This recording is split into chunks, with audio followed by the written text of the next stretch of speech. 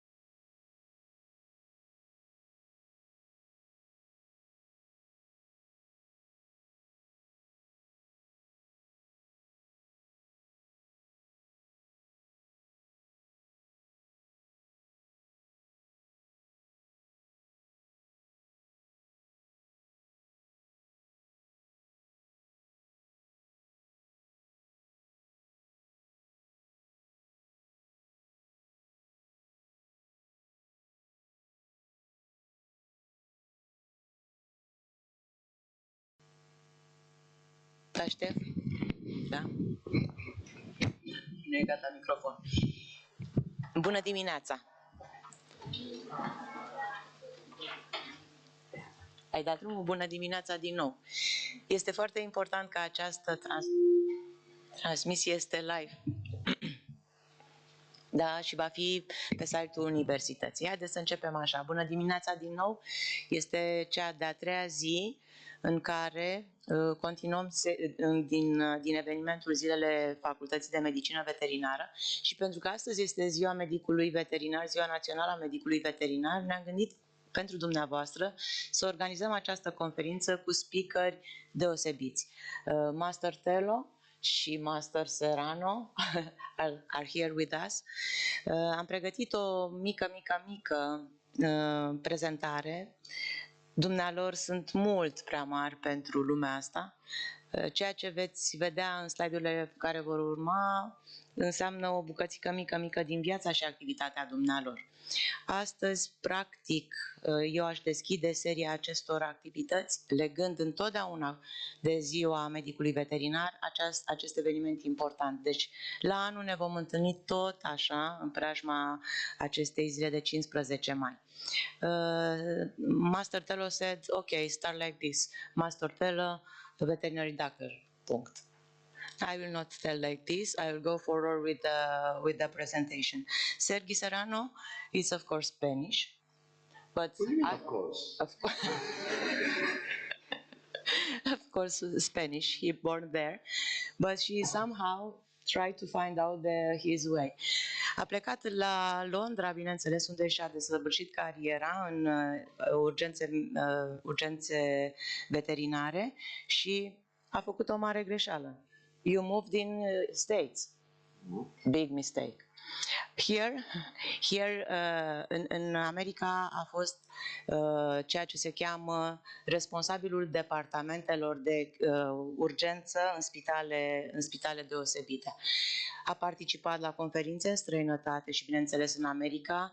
Reprezintă un punct de sprijin pentru toată echipa pe care o conduce și să știți că nu au 10-20 de doctori în subordine. How many doctors you have supervisor? So the department has 12 full-time doctors emergency. 12, 4 times. How many cases you have each day? Anywhere between 50 and 70. In 12 hours? In 8 hours? In 24 hours. In 24 hours. Every day is roughly around 50 emergencies per day, and then we have anywhere between 20 and 40 cases in ICU. Yeah, huge numbers of cases. Okay. Even they are not teachers, they are having lecture all over the world. I told you, this is a wonderful picture. Yeah, I like it with Mariana Pardo. Of course, traveling all over the world and to have lecture is very important. But in the same time, you must think that these kind of people, they have all kind of hobbies. And even Sergi Serrano is dealing with emergency. He get in emergency room 4 times, you said? Yeah, because only 3, okay. Only 3 times. Iubitor de drumeții, iubitor de călătorii, dar cu motocicleta. Una este în state, una este la Londra.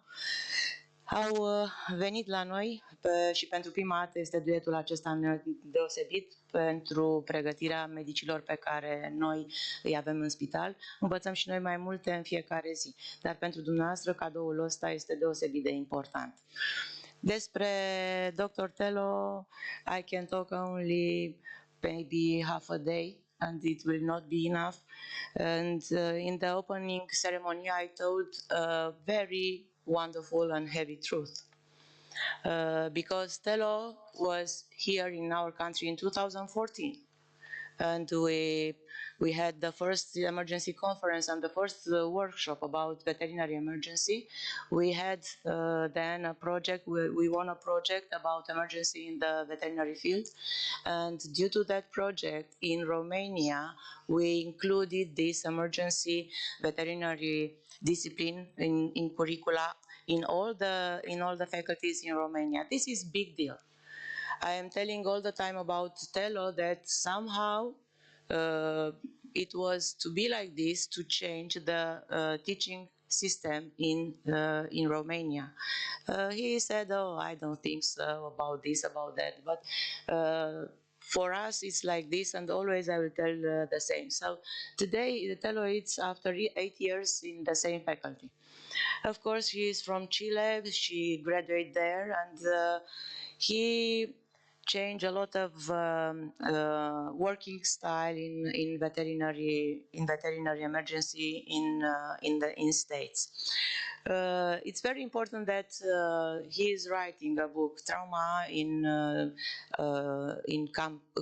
in companion, in animalis is the animale pentru companie, but she started a wonderful book about this wonderful emergency about the cat hit by car. Of course, she is traveling all over the world, and these are some pictures in 2014 when he was with us here, and this aula was full, the same. Of course, we learned in 2014 to approach emergency. That is very, very important. I have here only few pictures about what happened then, and I have a wonderful picture with Professor Alin Bărțoiu that passed away, but he was there too. Even she was teacher, she was learning like a student all the techniques. We have wonderful memories with Master Tello, and of course this is a super nice one. He learned a lot of nice expression, and she loved this ocupate tu when you are dealing with calculation, because we are not good in math. All the time the vets have this problem. I will talk in Romania right now. Am cunoscut familia domnului Dr. Tello, soția este chirurg, iar fetele sunt absolut senzaționale. Una din ele a făcut carieră în medicina veterinară, cealaltă face publicistică. Sunt niște oameni absolut deosebiți, au plecat din Chile, au ajuns în America și au răzbit acolo. Cred că cea mai mare bucurie este nepotul. Mă opresc aici și spun doar atâta. Welcome, Tello. Welcome, Serrano. I am very glad that you are here for students. The floor is yours.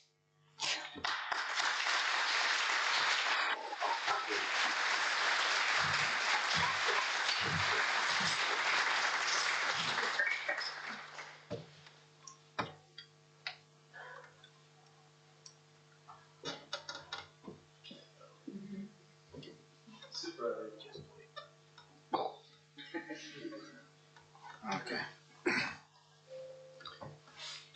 Computer thinking. Good morning, everyone. I'm coughing, but as far as I know, when I left the States, I have no COVID. So, and we'll see, you know, it's one of the cultural interchange things. Thank you for being here. Welcome to this kind of little lecture. Thank you to Professor Ionascu and all the other staff here that have made a very kind of pleasant time here. Always a pleasure to be with Luis H.Tello. We've been together for a while. We have a bit of a love-hate relationship. I love him, he hates me, but screw him. I gave him reasons for that anyway. So he's kind of the smart guy. He's going to be the one talking about, you know, the advanced stuff and everything, because I have problems kind of concentrating for a long time. I have problems with studying. I had it already in university. So I will just basically be trying to share some of the things that I've learned over the last kind of, it's now 29 years doing kind of veterinary medicine. So there's a lot of screw-ups, a lot of kind of mistakes that I've made. And I'll try to share some of them so that at least when you are going to make your mistakes, you make them originals, so they're not necessarily going to mind being repeated. So Tello sabotaged me with the kind of thing here. That's his that was supposed to work, and it's not working. Lucho, te odio.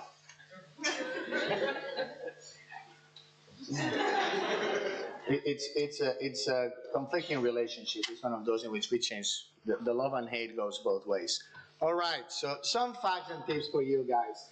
This is a profession, especially for the ones, I mean, you may see it like kind of very far away. You're going to be in vet school still, many of you. Some of them are kind of younger, but it is an emotionally draining profession. Unless you have a sociopath, like kind of many of us are, and we start not giving a toss. Now, you can really be kind of so burned out that you can experience emotions, or you can start with early emotions anyway. But either way, it will drain you. Okay, so be prepared for that. Create a network of people around you that you can talk, that you can get drunk with, you can do whatever that is, because you're going to need it throughout the years. It is physically exhausting. Yes, it may not be like kind of working, you know, bringing bricks up and down a construction site, but we're walking, you're moving, you're holding animals, you're up, down, you're on your feet all the time. You're not going to just sitting like in a bank. So physically it's also more exhausting, so take care of yourselves. The clients suck in general, and until they do the Uber dog, and the dog comes in with a microchip with a credit card that you can scan, get all the charges, and then send them back home, they all come with an owner, and they do suck. The bosses that you're going to find, with very limited exceptions, are going to suck even more than the clients. Okay, many of your patients are going to suck too, because they're going to try to bite you or scratch you, or simply they will kind of fill the whole room with shit and urine, and you're going to have to clean it. Okay, so it is not like kind of, I feel appreciated in my job. Okay, now the clients by far are the ones that are more annoying. And you get to a point when you're like me that I find equally annoying the client that it's difficult, and that is like, and then you've got these clients that love you and want to hug you, and he's, don't touch me, I'm like a cat. Right, so I've got this type of problem. So you can be in a really difficult situation with something like that. Look, I broke it. Oh man. Okay, no. Right. Right. It is very difficult to have a life outside of work. Okay, because of your schedule, because for whatever reason, you know, once you're a vet, and then you just love what you do. So I mean, is there a better place to be on a Saturday at 10 p.m. than in a hospital with a lot of sick animals and even sicker people in their minds? Probably not. So you're going to be kind of there, and it's very difficult. And especially when you're working in emergencies, what I do. Right? It's great because you work the weekends. So during the week, you can go to everywhere, everybody's working. But then you have no fucking anyone to go with. Right? Because normal people work normal hours and normal times, so it is difficult to get stuff. Vocabulary. Everybody's over 18, right? Yeah. Do they have no minors? Then I think we should be okay. Because I mean, I'm not counting. They're probably not going to invite me anymore anyway, so it's just kind of okay. Now, you will never, never, ever, don't trust your bosses on this one, because they'll tell you, oh, that's a kind of pretty good salary. You will never be compensated half of what you're worth in our profession. If you want to make money, run away from veterinary medicine. There's a lot of other things that you can do. You can be a corporate lawyer. You can be, I mean, it's kind of legal, right? So we know where the money is. Weapons, drugs, and sex trafficking. But if you've got higher moral standards, you can go into corporate lawyer, finances, something like this. Okay, if you want to make money, this is not your profession. And you better realize now than 10 years from now, when you can't get a decent house or pay a mortgage. Okay, experience won't always make things easier, There are a lot of things that are easier. So the first time that you have to tell an owner that the dog has died or the cat has died is very difficult. The second it is, when you've said it 100 times, you say, okay, in my role as a supervisor, normally when there's a difficult situation, at the very, very bottom of my heart, I think I'm a nice guy. And so I will go to the emergency doctors, the youngest or the infants, and say, don't worry, I'll handle this conversation. And you go in a room. A couple of months ago, I went in a room, talked to a couple, probably in their, a bit younger than me, but not kind of much younger. And I go and tell them, we've been doing the diagnostics on your cat that is having kind of dyspnea and stuff and everything. Unfortunately, he's got pleural effusion. Good news, we've drained the pleural effusion. Bad news, he's got 5 masses in the lungs. We have done an abdominal ultrasound. He's got 2 masses in the liver and 1 in the spleen. That's widespread cancer. There is nothing we can do about it. I'm so sorry. You think, okay, that's it. Now I'm going to go, looking kind of sad and concerned, and that's it. And they're going to say, oh, there's a moment of silence. They said, this cat is our daughter's basically life support. We have a 12-year-old daughter. She's got terminal cancer. She's got a few months to live. This is the thing that keeps her going when she's having the chemotherapy and when she's having kind of those treatments. If this cat dies before she dies, she's just going to go immediately. How do we handle that? And what you're thinking, part of my French, is, what the fuck? Because nothing will ever prepare you for this type of things. And you'll see them. And emotions are emotions regardless of the money. Okay, one of the things that is different, you can think, oh, in America people don't have money. In Latin America, I lecture, basically in many places. What I can tell you is the way you're going to love your boyfriend or girlfriend, the way you're going to love your kids, the way a person loves their pets, has nothing to do with the amount of money they have or they can spend on that. And you're going to be kind of dealing with this all the time. Okay, you will be blamed unfairly, because if there's an economic crisis, and nobody has money or people have not much money, it is your problem that they cannot treat the dog. Nobody would say, oh, fucking Elon Musk, I cannot get a Tesla now. But they will say that this is your fault that they cannot treat their pet like you are supposed to do things for free because you love animals. And because you love animals, you don't eat, you don't drink, you don't pay gas at the station tank. Right? So you're a vet at the end of the day. People will, and that's, seriously. You go anywhere, oh, you're a vet. Everywhere. It is super annoying. I don't care what you do with your life. Okay, leave me alone. I don't go out to restaurants with my scrubs. I don't kind of, I don't wear the t-shirt. I'm a vet, what's your superpower? So no, I'm a proctologist for what kind of matters, right? Ask me about your hemorrhoids. And I give you, nobody does that. Okay, but it will happen. It's very, very, very annoying. And it becomes even more annoying, at least for me, because still now, nobody will ever give you a free drink at a bar or anything for free because you're a vet. So the waiter will be there. You're asking, you're with your date, you're trying to get the dinner and stuff and everything. 20 freaking minutes asking about a cat and my neighbor and whatever, and I grew up with cows and horses and all that shit and everything. But then at the end, they won't come and say, oh, this, the Chardonnay is on the house. That is never going to happen. Life's unfair, dude. But the worst thing, and that's where I would suggest that you start therapy sooner rather than later, is that many of you, 10, 15 years from now, are going to really think that you would do it again. Maybe you would switch some things, but we do like what we do.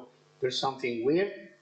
So there's something wrong with us at a deeper level, but you will end up most likely liking it. Or this is a profession that has the highest suicide rate in basically most civilized countries. So think carefully about that, because you either love it or it destroys you. Okay, Utumeschi, thank you very much. Dr. Tello will now be speaking. We have a short coffee break, I think. And that's it. That's the 10 tips. And it is hard. I mean, life is hard. You're very, very remote. Sorry? So, I see no. Do your job and talk something. Nobody. He's like the grumpy version. This is my son when he gets hangry. You know, he's kind of stuff and everything. Normally my son kind of comes around, we're not kind of doing lectures and stuff and everything. He'll come around and say, well, you're doing that because he knows that I will either put kind of really kind of bloody, splashing kind of blood over the place kind of pictures, or I would put pictures of morbidly obese, fat women with tiny bikinis by the pool, like this. And so one way or another, he loves these type of things. I don't know if I should be concerned. And he was looking at that and said, oh, what are you doing, Dad? I said, oh, they've asked me to do a lecture for the students there in, you know, in Bucharest. And he says, ah, okay. So? He said, no, that's it. Seriously? He said, yeah, what do you think? You're getting worse, dude. And he left, so that's kind of what he said. We have a, you know, pretty good relationship, everything considered. So that got me thinking, you know, you need to listen to those you trust and believe. So I started kind of wondering, would Dr. Ionescu and the Universitate Distinse Grădinițe și Medicina Veterinaria din București agree to pay? And I mean, getting here is half of the problem because I need to go back to the States. Otherwise, I would miss my motorcycle. So that's okay. Maybe, you know, there's a part of me that say, well, maybe not. Maybe they're going to say, I mean, seriously? You wanna plane back to the States after that?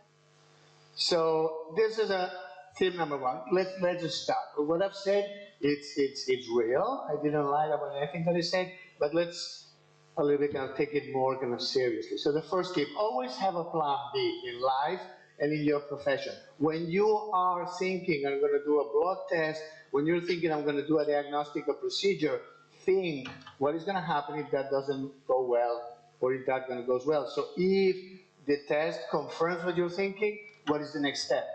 If the test doesn't confirm what you're thinking, what are you going to do? You always need to do a plan B. Now, ideally, if you prepare a plan C, a plan D, that's kind of great, because you've got kind of more options, okay? And the more you plan, the more you've prepared, the better it is. Now, if you think that you need more than 3, 4, 5 plans, then there's help for that, because you've got obsessive compulsive disorder or you're paranoid, okay? So you can try wearing one of those kind of aluminum foil caps so that the CIA cannot read your thoughts, or there's professional help, medications and stuff and everything, but do something about it. Okay, so now I want you to kind of follow me. This, I didn't have the effect of that, because we're going to do a little kind of traveling time, a little bit of history, and I want you all to go to a place where, except for a handful of people there, you weren't even born.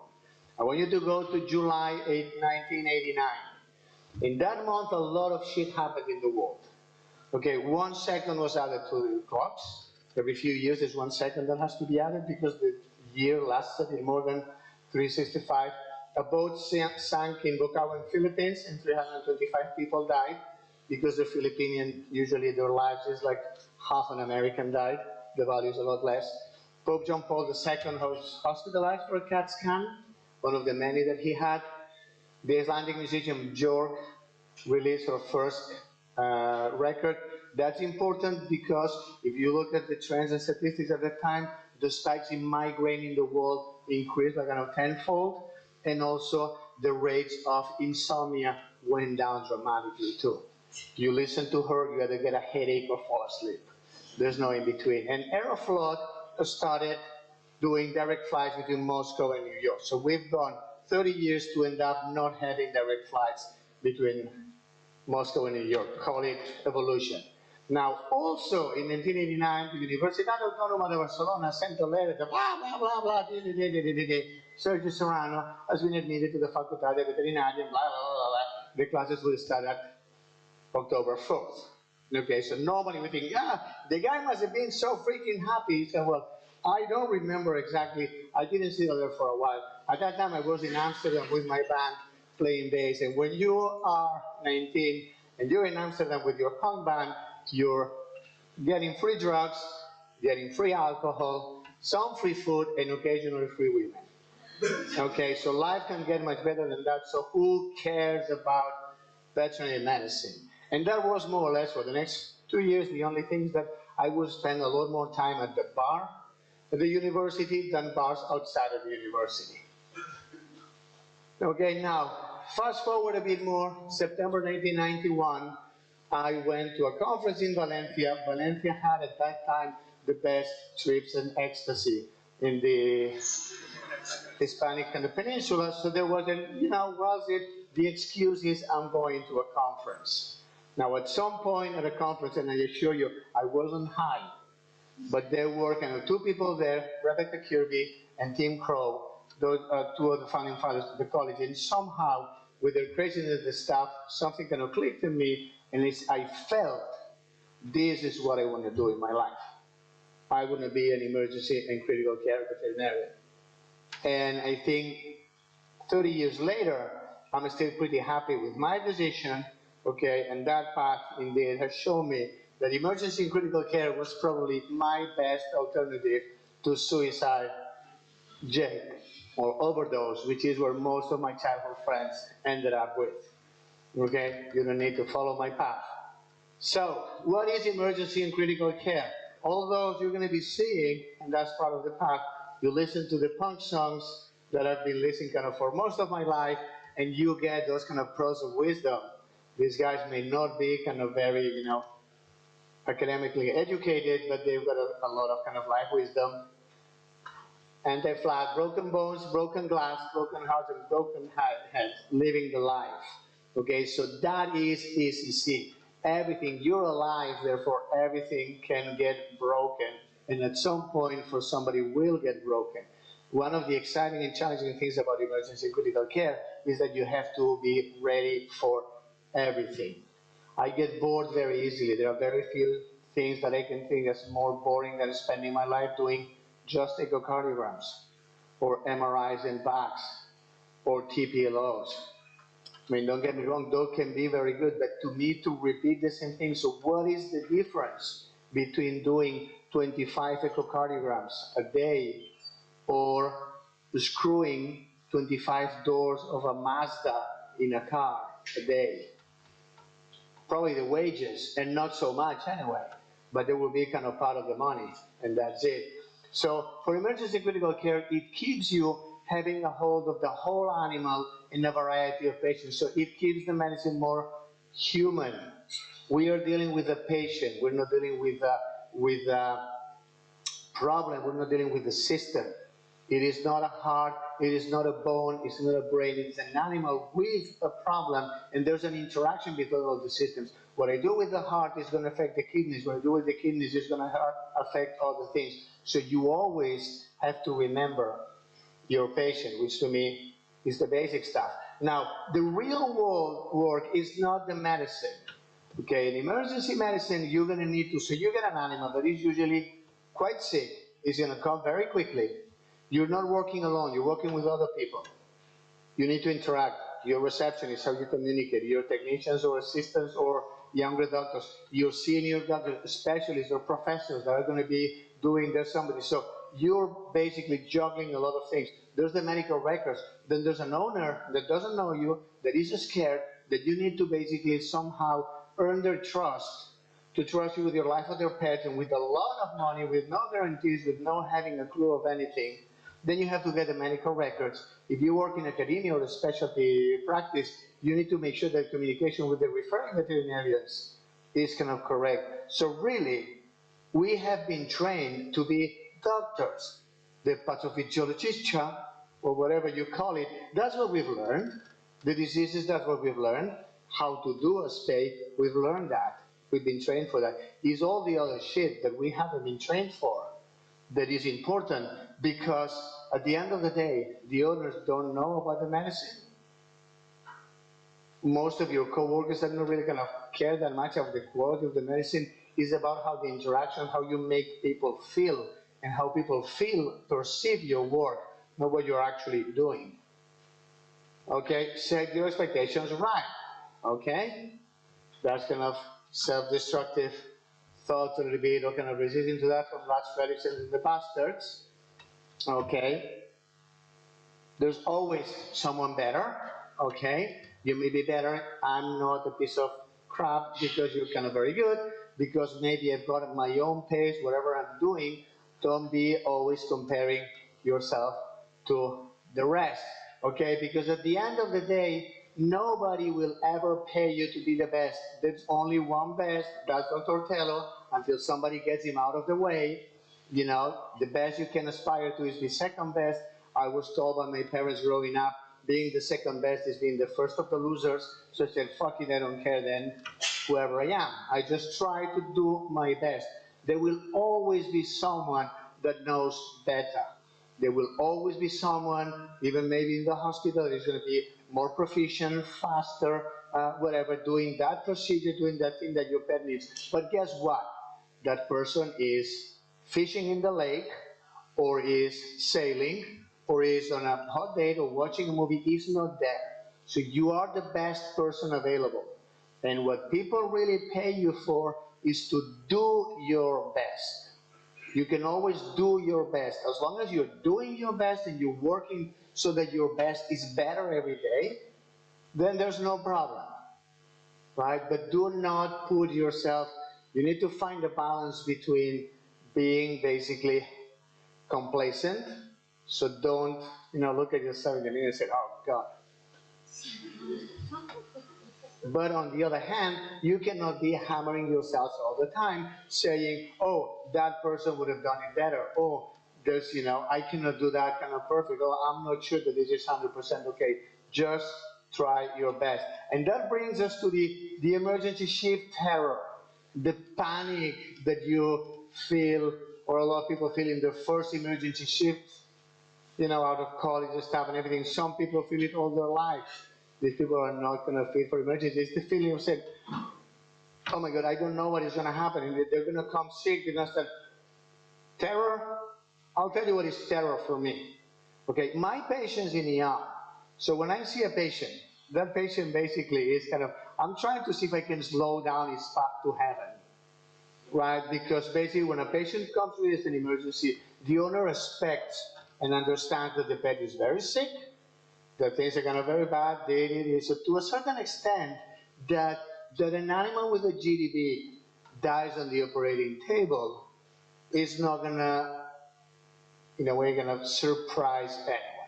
I won't be happy if it happens to you, because it should not happen, but still, for the owner, something like this, if the animal comes after being run over by a pickup truck, the owner is gonna not be happy with it, but he's gonna expect that the possibility of that pet dying is there.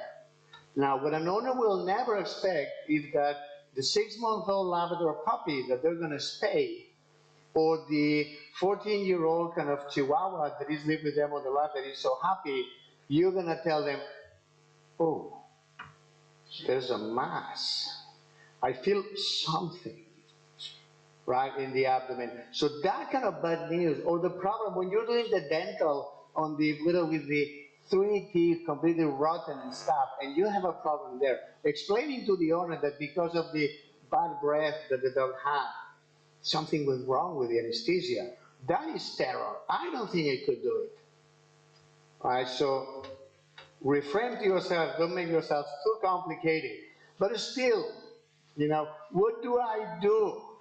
Because I don't have an answer for everything. I can bullshit my way out of most situations. But does this mean that I have an answer? Does it mean that I know? No.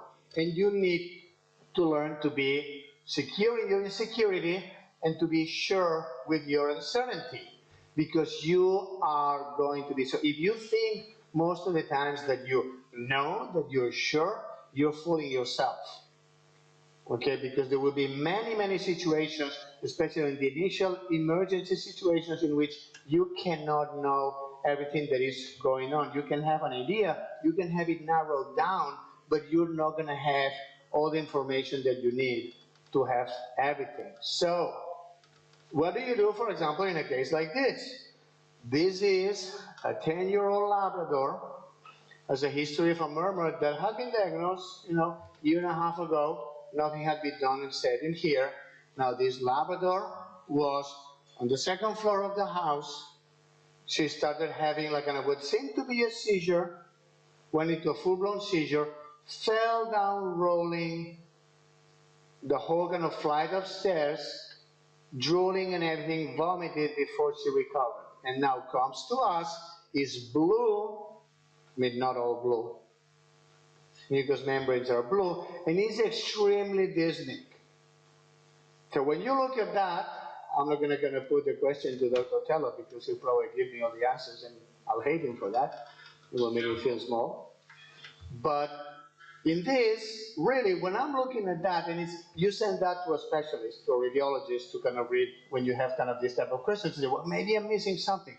And the answer is, the alveolar patterns of possible non-cardiogenic pulmonary edema. We say, why would he have non-cardiogenic pulmonary edema? Well, probably because of the seizures, or even kind of head trauma falling down. The heart is a bit enlarged and the veins are big, so there could be a decompensation of cardiac edema. Yes. Now it's falling down, the stairs rolling, so we could have pulmonary contusions. And incidentally, because he was vomiting and it's more marked on the, on these areas, she could have aspirated too. Right? So here I got like 4 things. Do I know what it is? Hell no. But I guess I have to do something, right? The problem is, do I start kind of giving lots and lots and lots of Lasix? If it's cardiac disease, I got it. If it's aspiration pneumonia, that's the worst thing that I can do, dehydrate this animal. Do I just kind of wait and see? If it's contusions or non-cardiogenic edema, that's what I have to do. But if I've got congestive heart failure, I've got a dog in heart failure, I'm just kind of sitting on my ass doing nothing about it. Those situations, you will find that. And then you need to try to say, well, what I think is most likely. So what are the chances of this guy really having a primary heart disease that has done it? Probably not if it's been kind of 2 years. So that has something to do with the seizure and the fall and everything. So if that's the seizure, that would be probably non-cardiogenic edema. For non-cardiogenic edema, I'm just going to put him on oxygen, that's it. Oxygen is going to be good for everything. What else can I do? Yeah, but the veins are a bit big. Is it congestive heart failure? Or maybe not, but you see, if your grandma has a heart murmur, but it's not has her disease, and you tie her to the treadmill in the house, or the Peloton bike, if you have that, and you just kind of turn it on, and grandma is, and you go to work, and come back in 12 hours, grandma is going to be being dragged by the whole thing. It's going to be in heart failure. Okay, so that may be a component. Now, do I treat aggressively? Well, probably not, but maybe I should give a dose or 2 of Lasix and see what happens. If I see some improvement, that's okay. If I've given 2 mg per kg of Lasix or diuretic, and there's no change, I will not cause much damage. The kidneys are going to shut down, nothing really bad is going to happen. So there's a situation in which you are going to have to, I'm still going to be in doubt, but you're going to have to say, well, let me kind of make some decisions, make informed judgments, and take risks. Okay? That leads us to this next thing. Remain confident in the face of the unknown. I don't know what's going on, but I know the problems that I'm seeing, and therefore I should know what to do to try to figure out. And that is one of the biggest secrets to me of success or failure in emergency medicine, where you're dealing with patients, is being able to say, I don't know, in a way in which the owners are going to say, okay, we're all going to sit and relax, we'll wait, as opposed to panic and running around because the doctor doesn't know what is going on. Okay?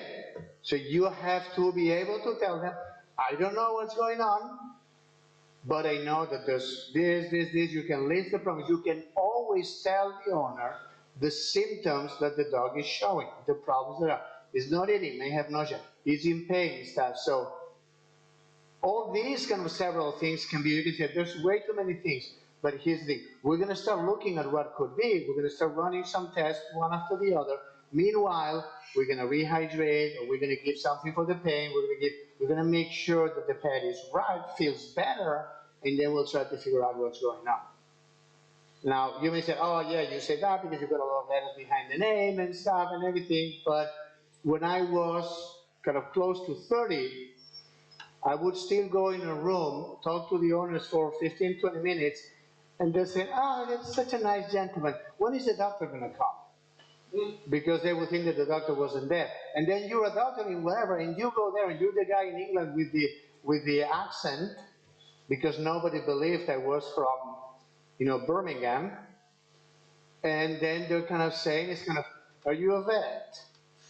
And then you go to the States, boarded critically, talking worldwide and everything, and you got some people and say, well, where did you graduate?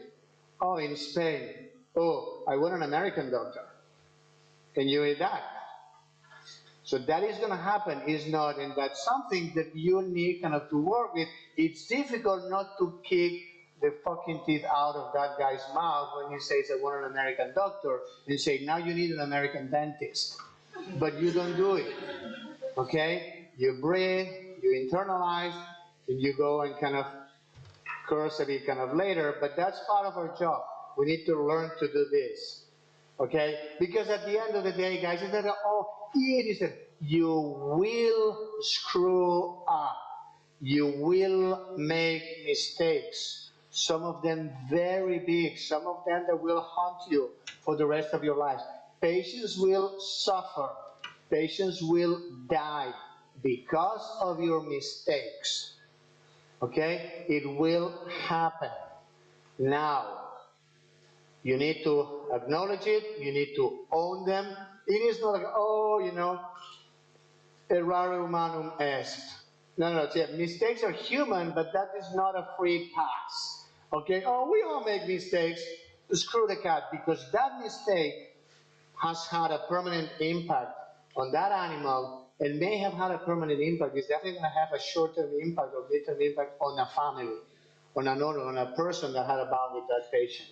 Okay, now, if you make a mistake, the ghosts of some of those patients will haunt you, like Pet Cemetery, right? So there are cases that you will remember, and you will remember the owner kind of crying, or the little girl or something and stuff. I think Lucio probably kind of has the same thing. But it gets better with time, okay? It's something that you have to kind of accept it. Now, what you do is that you have to understand that, yes, everybody, even the big guys that are giving the lectures and tell all these things, we do make mistakes. And it's not, I used to make mistakes when I was on my, 20s and stuff, but not anymore. I still do mistakes. Overconfidence dozens of times. Managing 40 cases in an ICU means that I will miss things. It is impossible that I'm going to be able to do everything kind of perfectly well. I have to try to make sure that the things that are missed have a lesser impact. That is going to happen to everyone. Now, especially in your situation when you're young, when you're starting, okay, this is the price that society pays for training new people. Okay, when you are a plane pilot, you're going to do whatever 1,000 hours of a simulator, and that's all okay. There are many things that you can't do. Now, when you are a soldier, the experience in the field, you're going to get it not just by drilling, but by being in combat.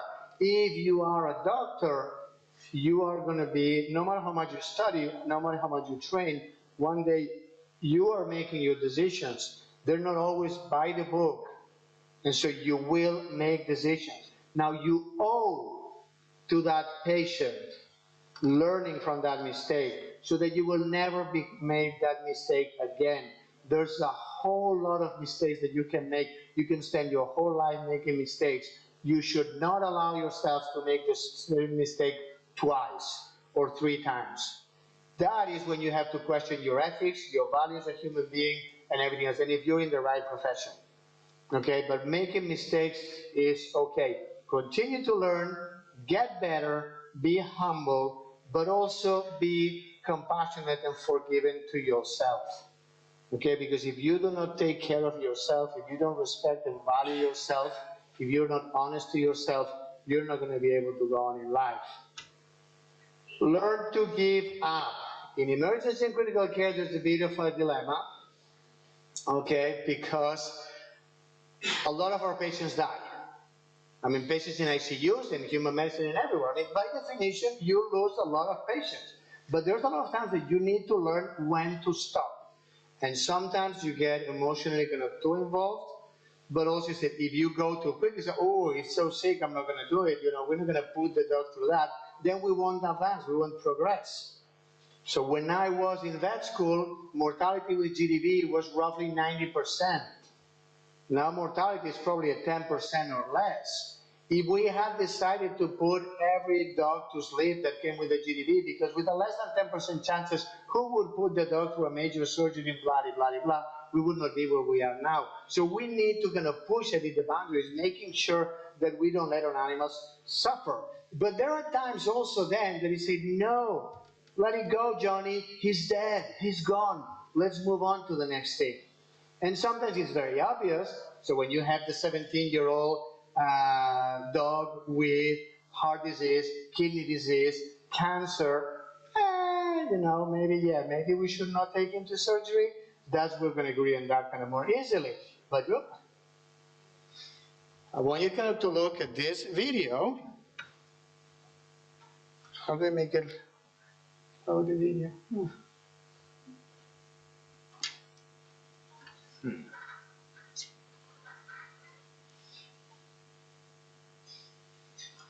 Okay, 1 second. You see, I'm from before the time of the laptops. When I was born, the computers were those big rooms with a green type of thing, and so I still struggle.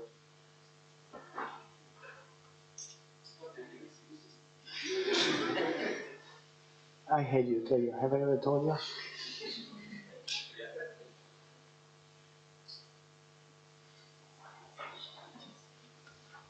All right, there we go. Okay, so he's gonna be, I've put the silence off because there's a lot of cursing and swearing and stuff and calling for the surgeon. Somebody brings fucking heart to the surgeon.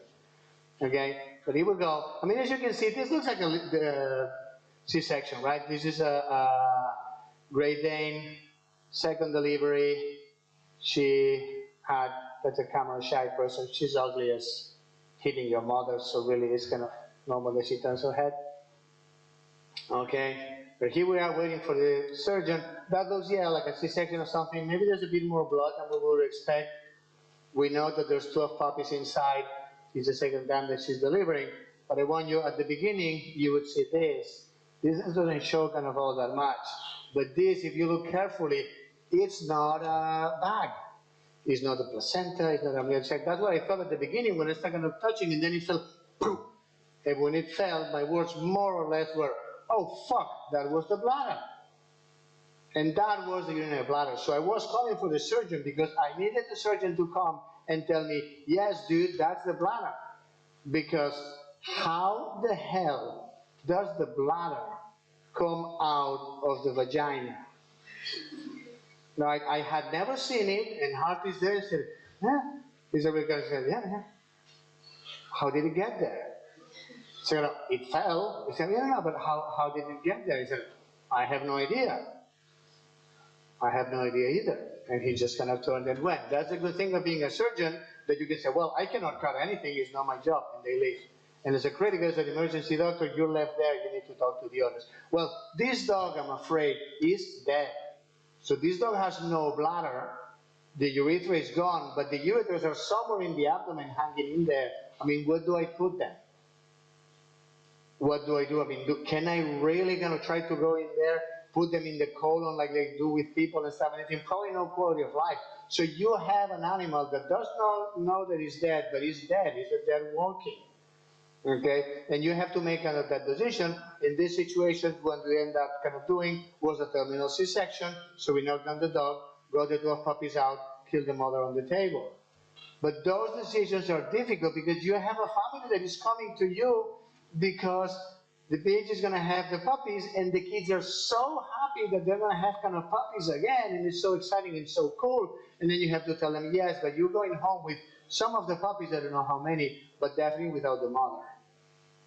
Okay? And you need to know when to stop and how to stop these things, not to give up, because if not, again, emotionally, it's draining for you, but it's draining for everybody around you too.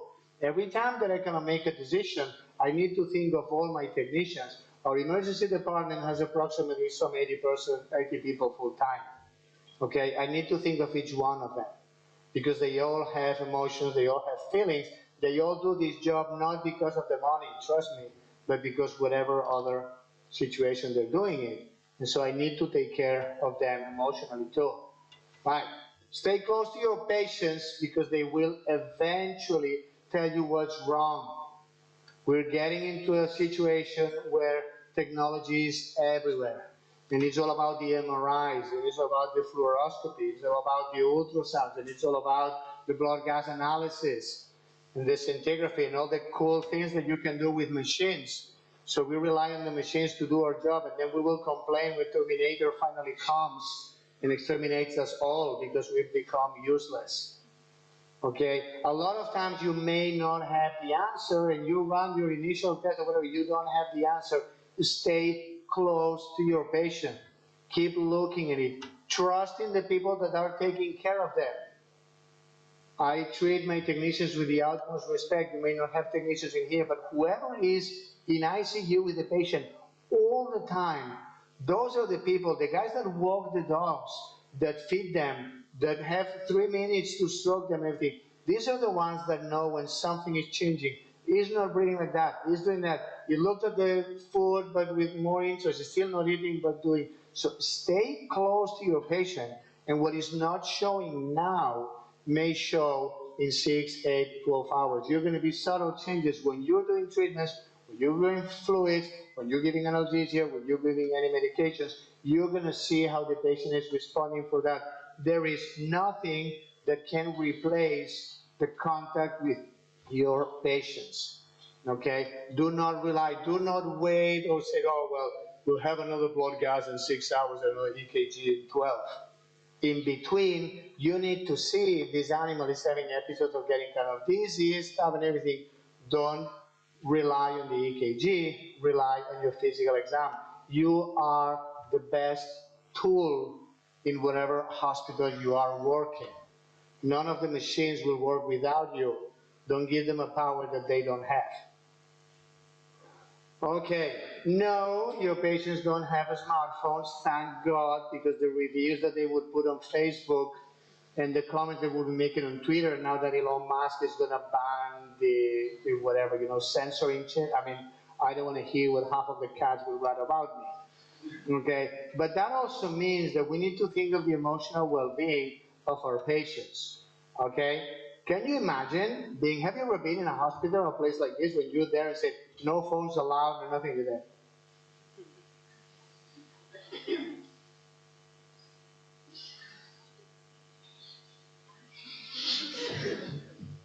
3 hours ago, there's nothing to do. It's 24 hours a day of this, our patients. And sometimes they're there 2, 3, 4 days. Add to that you don't understand the word they're saying, and you don't know why you're there in the first place. Plus, very likely you're feeling like shit. Okay? So that's probably the closest of kind of going somewhere and being kidnapped by Islamic extremists or something and taking you to a kind of dungeon, whatever that is in Libya or something. You're saying, what the hell is going on?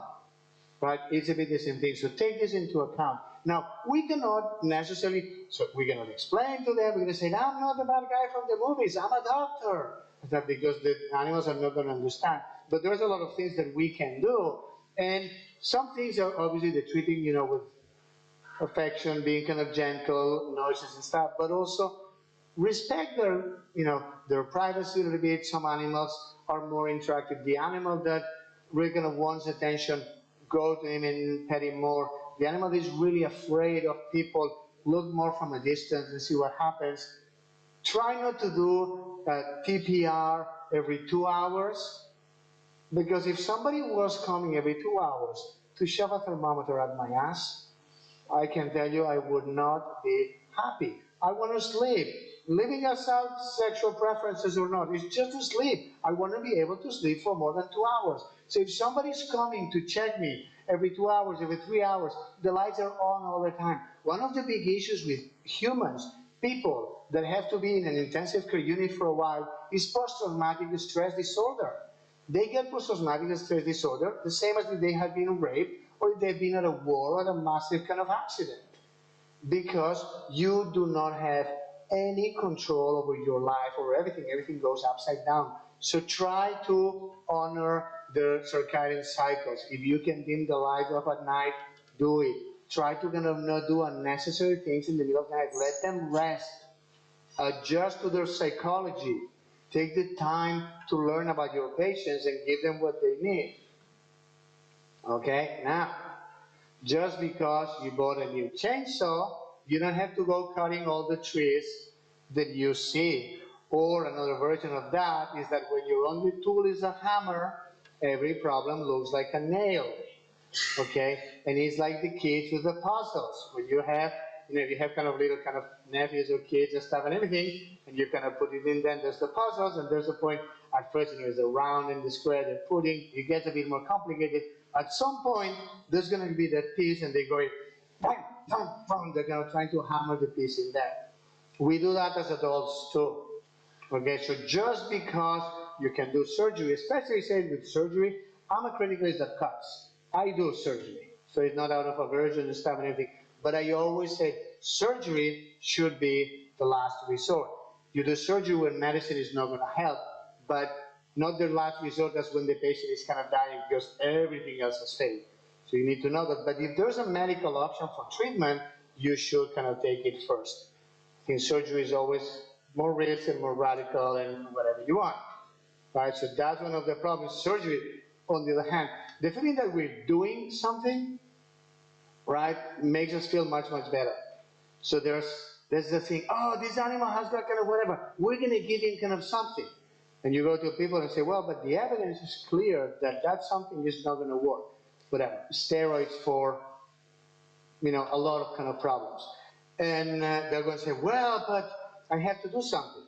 They said, so if you want to do something for your pet, you can go, you can sing Kumbaya in front of the cage.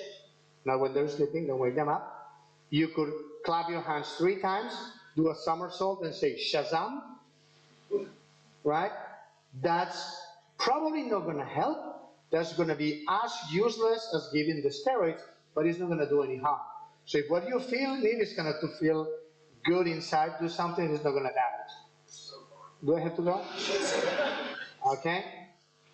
Because if you don't think, you end up becoming like kind of an overpaid, basically, butcher, or an overpaid, non-qualified kind of worker that is just repeating the same thing again and again. When you do it and it works, it's kind of because you're so freaking awesome and good. And let's face it, sometimes it won't work, but we're not gods. We're demi-gods. Our control over life is that we can end life whenever we can. We cannot create it. So if the Lord wanted the patient, if the Lord had decided it was time for the dog or the cat to live, it was the Lord's decision. He goes up there. It was never our mistake. Right, so the things that go well, that's kind of, you can take that approach in life. And for some people do it and it works really, really well. They seem, very content with themselves. Every case that they save is because of whatever they did. Every case that they don't save is because you can't save them all. Nobody would. And don't argue about them of doing something different because they did it on another animal and it worked. Okay? Then, there is no finish line, guys. Thankfully for you, this lecture is going to finish at some point. Okay? The vet school is going to finish at some point, but really, there's no kind of finish line. Right? So you're always going to be having to learn more stuff. There's never going to be a point where you say, now I know what has to be known. I'm kind of okay there. The world keeps moving, and as the world kind of moves, you either move forward or fall back. You cannot stand still in the middle of a river that is kind of flowing. So you need to go one way or another. Okay, so you will need to prepare yourself. You can, now, I don't read as many papers now as I used to be when I was 34 and a new kind of diplomat. And I will not, I don't care. It's not, my priorities are a bit kind of different now. But if you want to do this job, you can never completely disconnect. This is not like going to the office, but this is not like going to the factory. Okay, because things in our field change a lot. There's a kind of saying, they said 50% of what we say today is going to be out of date or plain wrong within 5 years. But we don't know what 50% it is. So you need to keep kind of working on that. But it's not only at the big picture level, it's at the kind of regular level, right? So there's always going to be patients coming through the door, right? You cannot be in the hospital 24/7. So at some point, when your shift ends, the world can end. The hospital may explode in flames as soon as I'm in the parking lot. Okay? Because you need to be able to give yourself the space to breathe and live. Okay? There's always going to be a friend, a colleague, someone that you value. He's going to come, he's going to see an ICU full of staff and more people are coming, and then you stay because you want to help or because you feel responsible for that case, and you will never be able to take care of 100% of the best 100% of the time. At some point, either because you decided or because you have a nervous breakdown and collapse, you will have to go home and get some sleep and relax and do other things. Well, take control of that. Do it yourself. So work very hard. I'm a Gen Xer. Work hard, play hard. When you're getting over 50, it's kind of work kind of, hardish and play with moderation because you can break yourself, as young as it used to be. Okay, but you need to, so when you are at work, give your 100%, knowing that you will have better days and not so better days. We're all human. But always try to give your 100%, but then know when to leave. And say, it is magic, I finished this, I won't be able to finish. If I finish those 3 cases, there's going to be 3 more kind of waiting. I need to go. And everybody has to say that, and nobody has to look at the next one saying, you traitor or abandoning me, like if you're abandoning someone in Titanic. Okay, even though it feels like that sometimes. Okay, and that a bonus tip that I'm going to ask for more money because there were supposed to be 10 tips. I give you the 10 at the beginning, those 10 now, and that's a bonus one. Make sure that you have a life outside of work, okay? This is what you do. It's very intense. It takes a lot of your life. It's very different than most professions. So it tends to kind of follow you wherever you are. But you are not your job. You do your job. I've been in America. I've seen it. People are their jobs. And it's fucking miserable. Europe is different. Don't let the world, the globalization and everything, don't let it drag you into that thing. You work to pay for the things that you want to have a happy, fulfilling life. Make sure that because you're going to spend hours and hours, years and years working, you pick a job that you like and you make that job satisfactory and fulfilling. But it is about life, not about work. Okay, you will be happy and you will leave a much better memory and a much better kind of footprint in the world if you're kind of good, happy individuals than if you have a big bronze statue in the square of any kind of veterinary university. Okay? So whether you decide to go kind of sailing kind of calmly, I took that a few years ago, to go, or you're still crazy enough to ride a motorcycle in the snow at 170 kilometers per hour. So I do too. That's the motorcycle blurred. That at the bottom is snow. Okay, my record is 9 degrees Fahrenheit, which should be like 10 below zero or something like this. Now I don't do that anymore. I'm too old. Right, but that was 7 years ago or so. And I still kind of try to ride basically most of the year. But remember, okay, those are graduates. That's not a punk guy. Could have been, kind of probably. But life is not a journey to the grave with the intention of arriving safely in a pretty well-preserved body, either to skid on broadside, a cloud of smoke, thoroughly used up, totally worn up, and loudly proclaiming, wow, what a ride.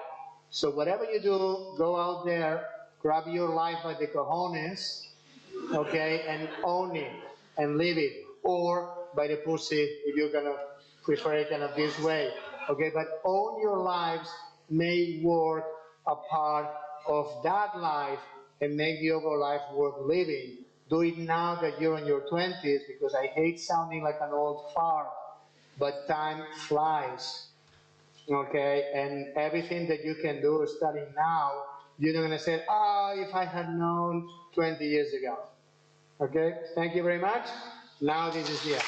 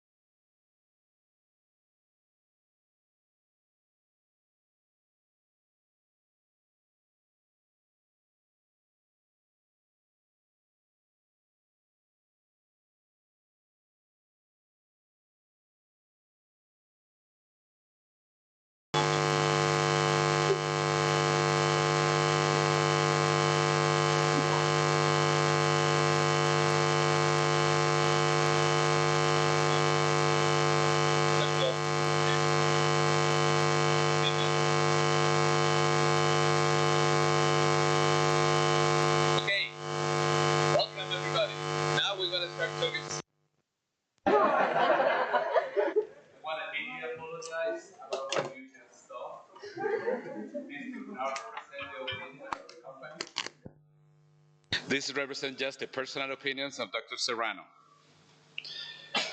He had a very bad accident in the motorbike like 20 years ago, and it was a head trauma. So I hope you understand. I'm gonna try to give, I agree multiple times. I don't know for how many years we sit talking and bitching and discussing this. You are at the beginning of the line. A little more optimistic method. Third world country, not from Spain to in the middle way. Developed, but not really. Spain is a wonderful country, except that it's full of Spanish people. If it were another way, it would be a first world country, but it's not. So I came from the other way. I came from a third world country. Chile is a tiny thing. It's kind of like pretty good. Latin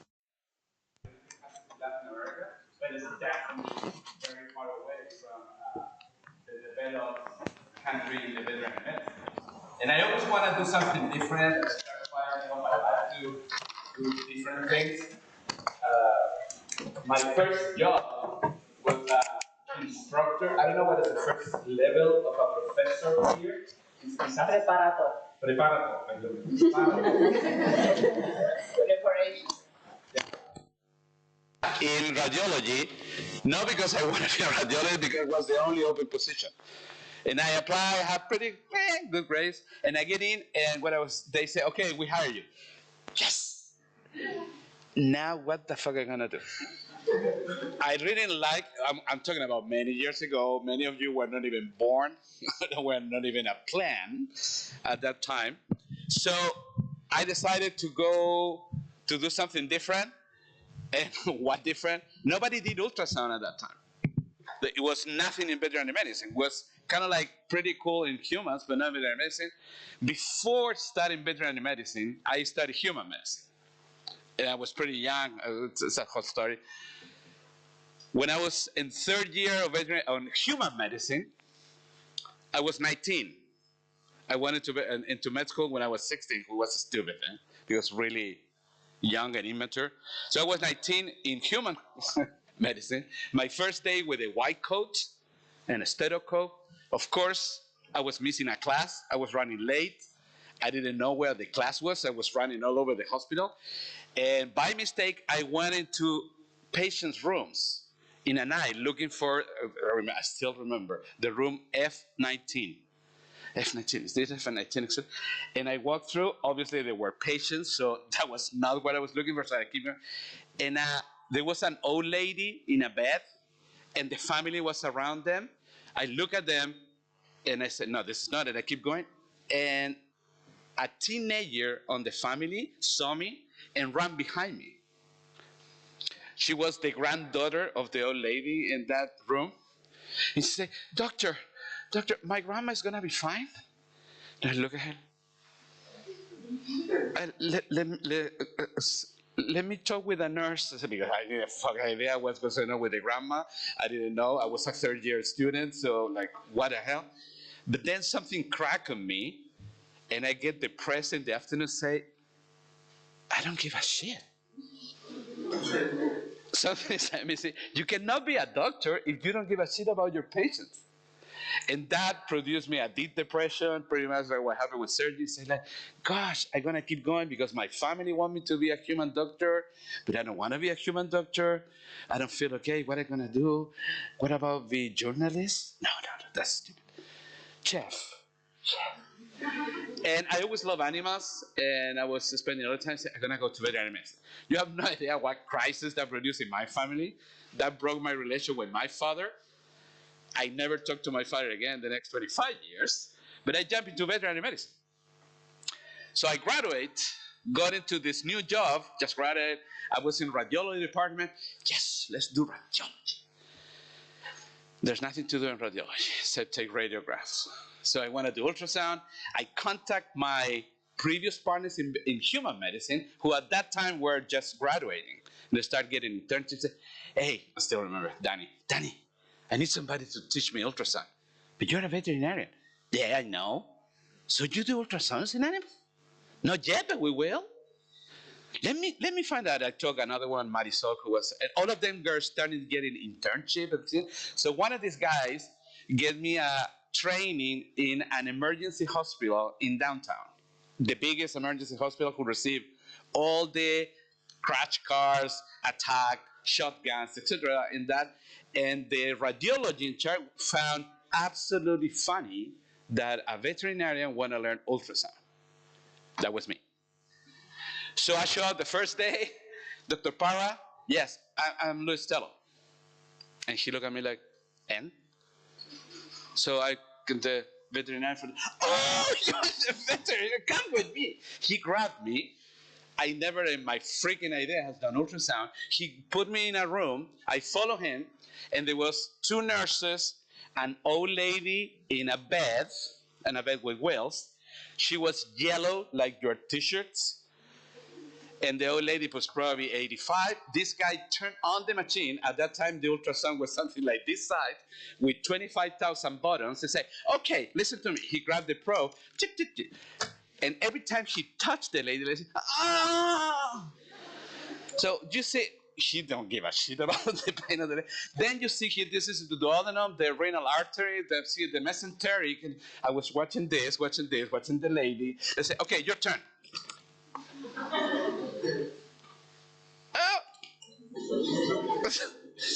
That was my first experience in ultrasound in an emergency medicine.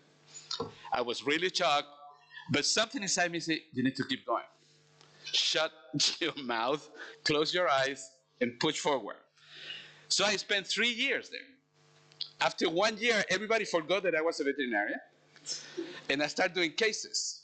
One day, a friend of my mom showed up, and she recognized me. She looked at me. I couldn't tell her that it was me, but she knew it was me, and she knew that I was a veterinarian. So you have this and she went, is that you, Luis? Yes, me, shut up. What are you doing here?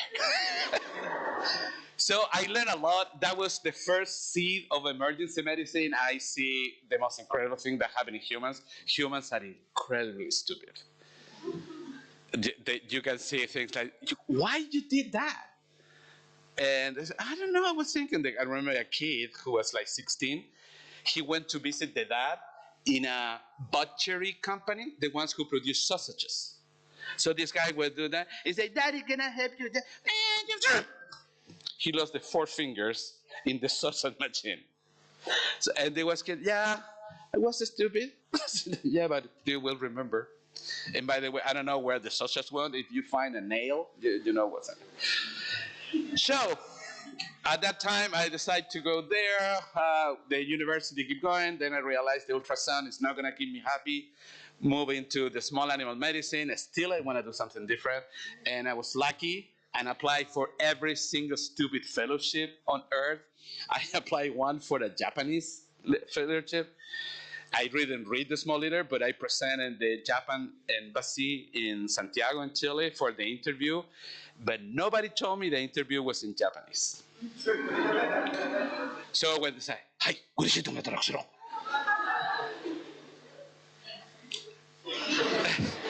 Obviously, I didn't gain the fellowship. They sent me home. They said, "Yo, you don't qualify." Hi, and I went home.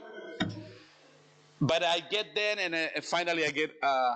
They invite me at the University of Florida, and the balls start running. When you get one of those things, and this is probably one of my messages, keep pushing. That's my only message. The world is full of people who's going to tell you that it's not going to work. Did you say, what are you going to do? I don't know, I want to be brain transplanted. No, there's hundreds of people around you who know what you need to do. No, what you should do is do dairy cattle, because that's the future of Romania. You say, I hate cows. I don't want to do that. No, you should be doing that. Do what you want to do and keep pushing. Keep pushing. Eventually, you're going to get it there. So that's probably my message. It's a frustrating profession sometimes. You have to deal with the stupid owners. I agree, people sucks. But at the end, if you do a good job from the point of view to do your best effort, even if the patient died, even if somebody made a mistake, if you did an honest error, you go home and say, fuck, but it's satisfying. And I have that feeling after many, many years of doing this, and hundreds of pets dying and hundreds of mistakes. I still remember the first dog that I killed, and I was doing a tap. I tried to get cerebral fluid, spinal fluid. It was a Doberman, brown, 4 years old. So you remember her name? We put it in the position, and it was intubated. And in order to have access to the cisterna, I had to twist the head, put the head down and put it down. But he was with an endotracheal tube. And I closed the tube, and I didn't realize that, trying to get it, until somebody said, hey, it's not breathing. And then I realized what happened, and I dream, and I think, and I regret for months and months and months. But I keep reminding myself, I didn't do that on purpose. I was trying to help her, even if I fucked up. So be gentle with yourselves, especially if you're going to work on this. If you are not the type of people who want to be in a stressful environment, if you don't want anybody to yell at you, if you don't want to work at nights, if you don't feel comfortable in that type of environment, dermatology is your field. Okay, there is that, oh my God, he's scratching. In this field, you're going to see animals dying. You're going to see people crying.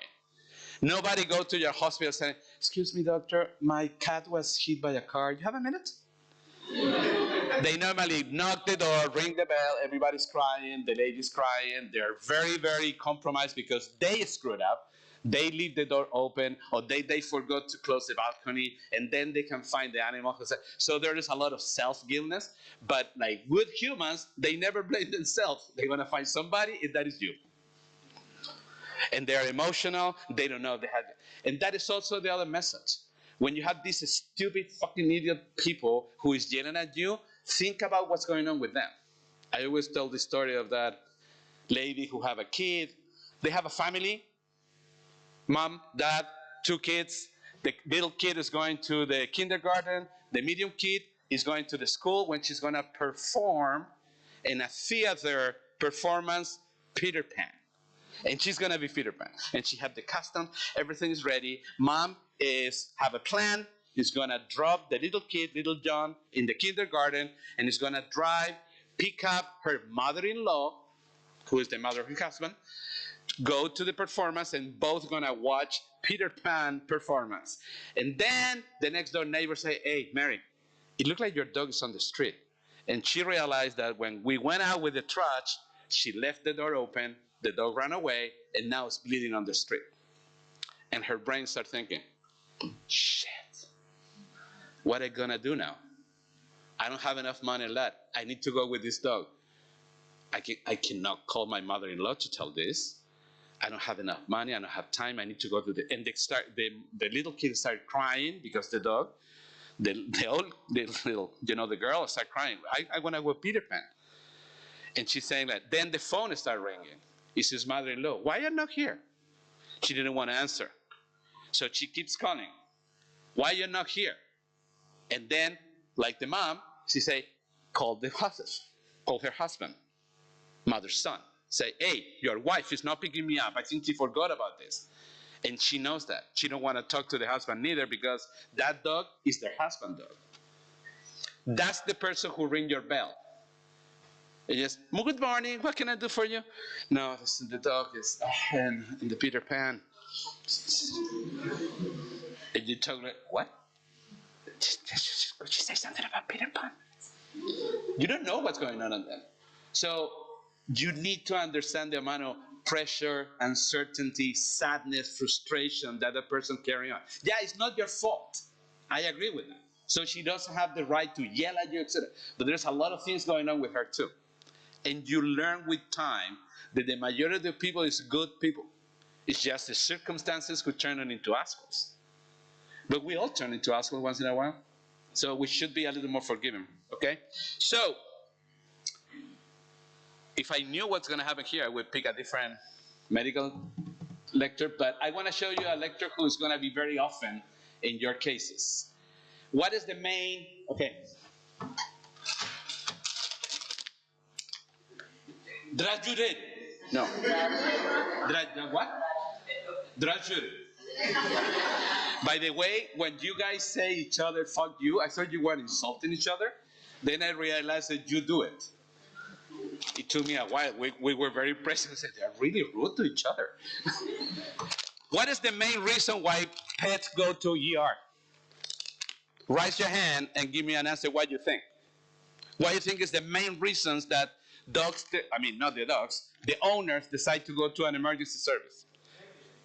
Okay, raise your hand, man. What part you didn't listen? What? No, but I like the way you think. Okay, stay there. Get it.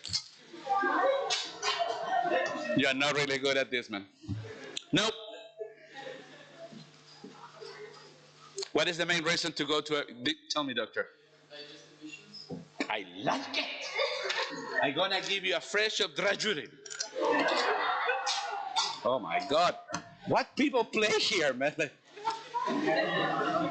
I used to do this once, and I was in Mexico in a big auditorium like this. There was like 2,000 people, and I was doing questions, etc. And I said, what is the color of that? Orange. Good. And instead of these bags, they give me boxes of bonbons. And the stupid me said, eh. And when I throw it, I say, Tello, what you just did? And I saw this in a slow motion. And the lady out there like, and I hear her say, oh, sorry. And she stands and said, no. And I saw the blood coming. No worries, thank you. She still approached to me in some congress and said, hey, doctor, do you remember me? So think about before doing anything. So what about pancreatitis? Pancreatitis, that's my hospital in the center, and this is what you see sometimes with pancreatitis, who is not running. Oh, I hope I don't say anything rude. So why pancreatitis is common? Because pancreatitis, it could be a real mess. It could be simply vomiting, not feeling okay, or it could be that he's dying. So if you want to learn about pancreatitis, this is I would say the most extensive review about that. It's in the Journal of Internal Medicine, who is free and open access. So if you ever want to investigate something in internal medicine, this is your source. AGIVM, the American Journal of Veterinary Internal Medicine. You can access to any of this one. So what is the definition today about pancreatitis? It's an acute neutrophilic inflammation, meaning is inflammatory cells who infiltrate the pancreas. Most of them leave a very aggressive fibrosis.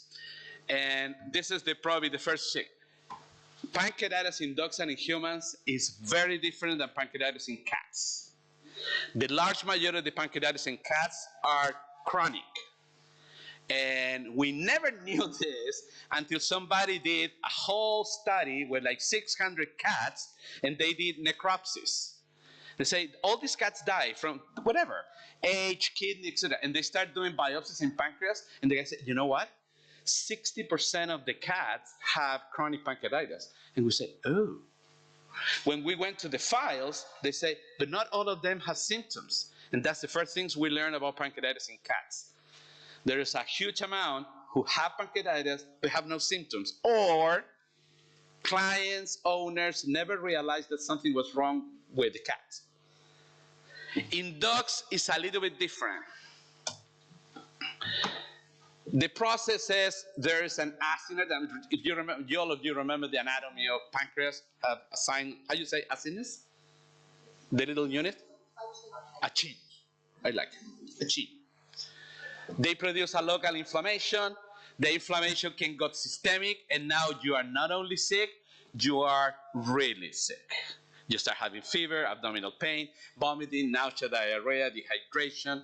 And if the things keeps coming, your pancreas get necrotic, you have peritonitis, and God wait for you. Come to my arms, dear boy.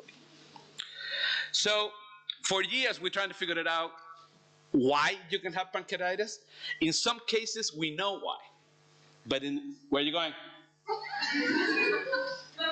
That was Roxy.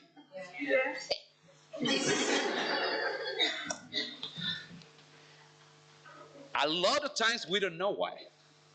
So, and this came from humans.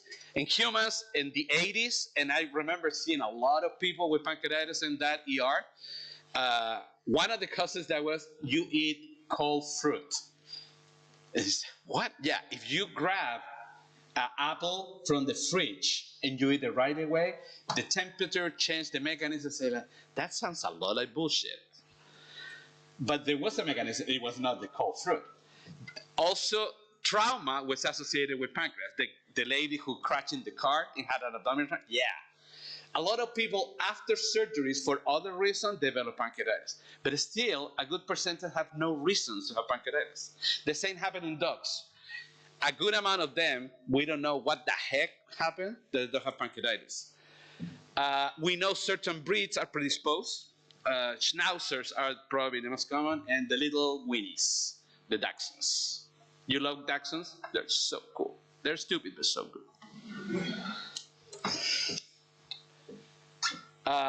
We know too that animals who consume, and humans too, who consume a high-level fat diet tend to have more pancreatitis. And this thing, most of the time, is the dog got access to some human food, so he get half of the pizza that somebody left there. We know that can trigger pancreatitis. The questions that we don't know is, so the pizza triggered the pancreatitis, and why? And because that, he have vomited and diarrhea, or what's the other way? The pizza produced gastroenteritis, the dog start having vomiting and diarrhea, and then develop pancreatitis. We don't have an answer for that. We don't know yet what is the order of what. But we know you can have primary pancreatitis as the cause, or secondary pancreatitis as a complication. So what are the risk factors? And this is a very nice study. We know that spay and neuter dogs have more pancreatitis than intact. I don't know if you have read it lately, but there's a lot of research about when you should be neutered and spayed. In the States, 89 to 97% of the animals are spayed. I don't see that here. I saw some pets in the hospital. It's very common, especially males who are intact. I don't know what is the reason, but in Latino countries it's the same. Like the guy say, why are you going to do that to my dog? It's the same in Romania? And females spay is way more common? Yeah. Guys. So we know that they have more. Some people argue that the hormones may have a protective effect. There's a study who correlate neutering with cancers. So they say, maybe your balls protect you. We know the age more common is an adult dog, so over 7. And we know that certain animals who have another disease can develop this. Diabetes mellitus is the one. The other question, somebody said, hold on. But an animal who had pancreatitis can develop afterward diabetes mellitus because the pancreas is really damaged. Say, yeah, so who is first, the egg or the chicken? I don't know. What we know is like, if your dog has diabetes, have more risk, 3 or 4 times to develop pancreatitis. So think about it. Chronic kidney disease, certain neoplasias, IBD or inflammatory bowels. Welcome back. All good? Just checking. You know what is IBD? Inflammatory bowel disease? You know what I'm talking about or no? Say something!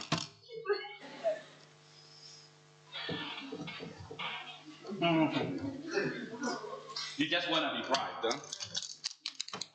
What is the most common IBD in dogs? Inflammatory bowel disease. Let's start with C and affect the colon. Nothing? Well, at least you're moving your head. Take it. She's doing this. I'm very generous with chocolate. Okay, colitis. Lymphocytic plasmacytic colitis is the most common thing. In humans, do you know anybody who have Crohn's disease? No? What the heck? Crohn's disease is everywhere. You don't know anybody with ulcerative colitis in humans? This guy who's talking says, oh, sorry, I have to go. and then he pooped with blood? No? That's weird. They killed them. Yeah, they euthanize them because they don't want to suffer. Yes. They log it into the toilet and they throw bombs there. They don't leave the hospital. Uh-huh. They never get to the hospitals. What are the things we know? Dogs who eat stupid things can develop pancreatitis. And it's not always food. So it's not always that they get the half a burger that you left on the top of, or the salad, the vegetarian salad. Nobody eat that. Vegetarians. We are vegetarians with Sergi too, but we're secondary vegetarians. We let the cows eat the grass and we eat the cows.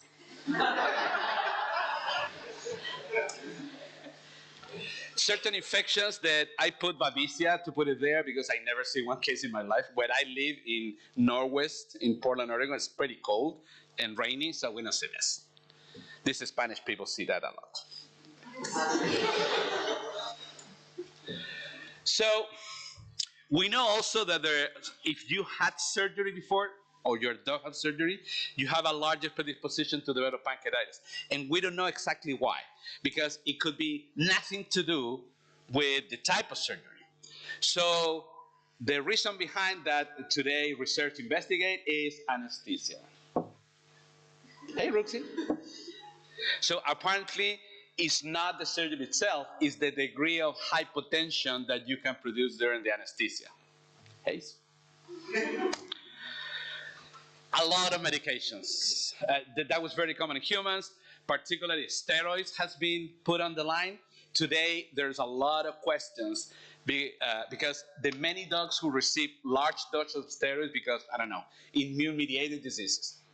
The dog have immune-mediated thrombocytopenia, you know, low platelets, immune-mediated, and you give it prednisone, like heck of amount of prednisone. A lot of them never develop pancreatitis. But another immune-mediated conditions treated with azathioprine, who is another immune suppressor, can develop pancreatitis. Certain antiepileptic drugs, like potassium bromide. So we know some of this can produce that. In the States now, there is a new sedative that apparently you don't have here, who is trazodone. And trazodone starts showing symptoms or develop acute hepatitis and acute pancreatitis. We don't know exactly why. And when we don't know why, we put idiosyncratic. You know that? Or idiopathic. You know what is idiopathic? What is idiopathic? Well, if you don't know, why do you raise your hand? I'm going to give you Den Heizen. That sounds German. Den Heizen. Oh, that's the brand. Oh, they're just peanuts with chocolate. What was the question? Okay. What is idiopathic? Raise your hand. Don't just tell me. What's that? Okay. I like your attitude. Grab this. Don't be like this guy.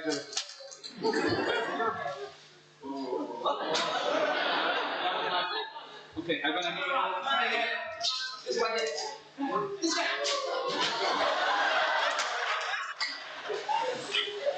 Whatever you do in life, never play baseball. Well, it's not that. Idiopathic means that the veterinarian is an idiot and the patient is pathetic. That's idiopathic.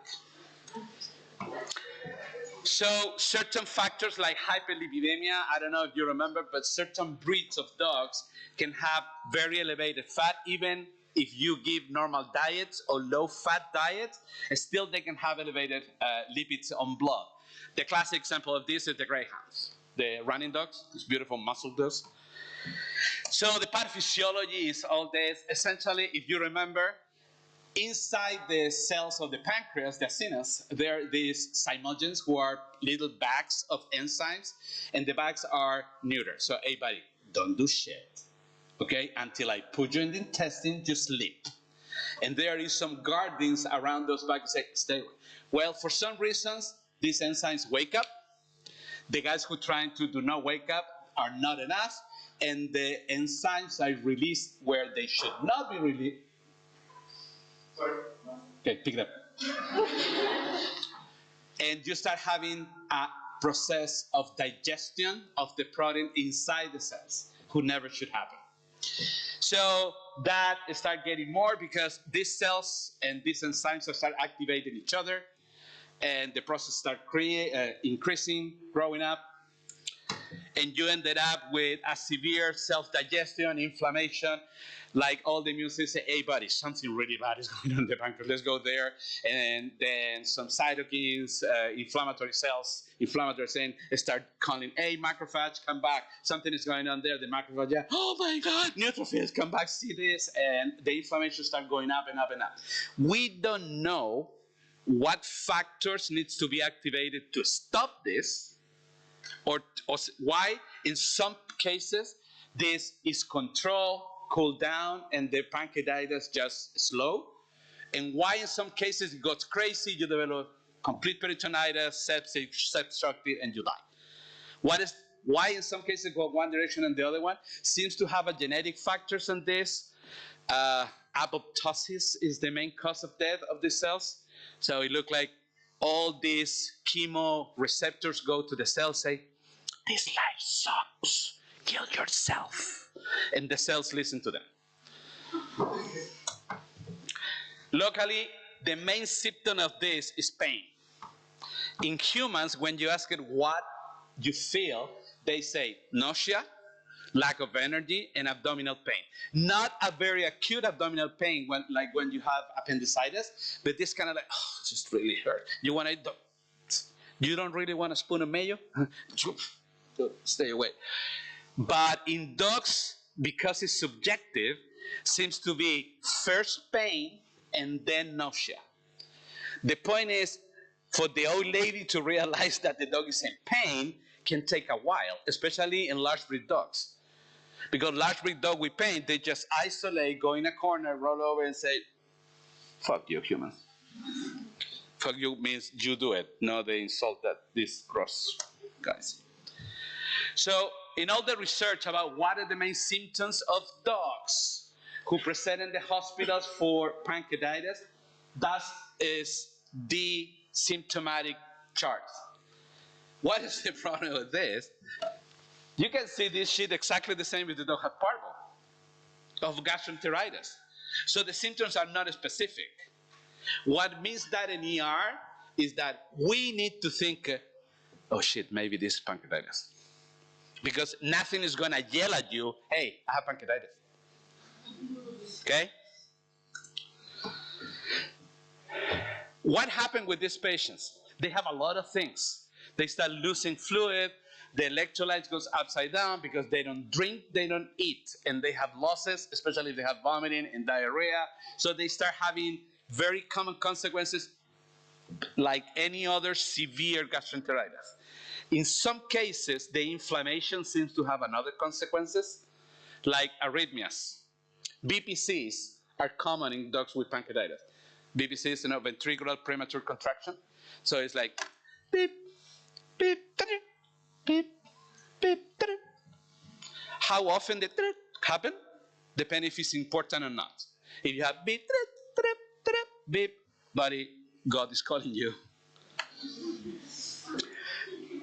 In cats, very few cats can develop this form of pancreatitis, and it's called acute necrotic pancreatitis in cats. Most of those cats gonna die. It's an inflammatory process, very similar to what happened in humans. It's rare in cats, lucky for us. But if your cat have necrotic pancreatitis, the God really want him to his side.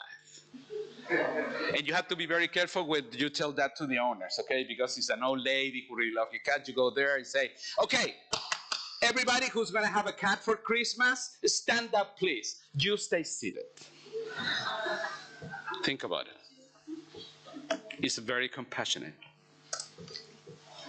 And the mechanism why these things who happen only in the pancreas go to hold your body is through this process. I don't know if you're familiar with the systemic inflammatory response syndrome. This is the same that happens if you're putting a nail with a hammer and you hit the thumb. What do you normally do? Say, oh my God, I hit my thumb. Yeah, sure. but it's local. Your thumb is gonna hurt, you're gonna maybe broke your nail, it's gonna be,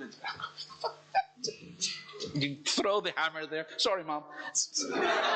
And that's it. But if you start using a small hammer, you're using a huge hammer, and you hit all your arm, now you're gonna have a systemic reaction. It's not only your hand. You're gonna have thrills, you're gonna have fever, you're gonna have nausea. Some of you are gonna pass because the pain. That is the difference between the two processes.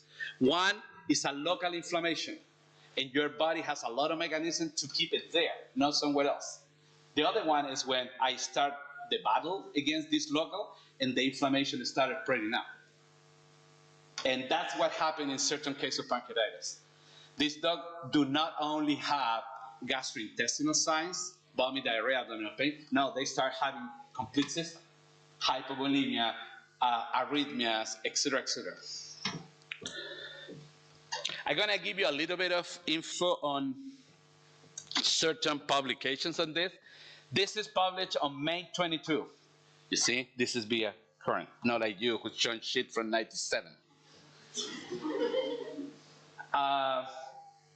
It doesn't say anything different. The only shit different is they identify a specific biochemical messengers between them. And what is that important, other than that the ego of the published people, is we may in the future use this for diagnosis purposes. If we're able to produce a diagnostic test who measure this, well, we may find that, because till today, we don't have a reliable marker to say, yes, your dog has pancreatitis. Yeah, you're gonna say like, what's CBL? You have the CBL here, no?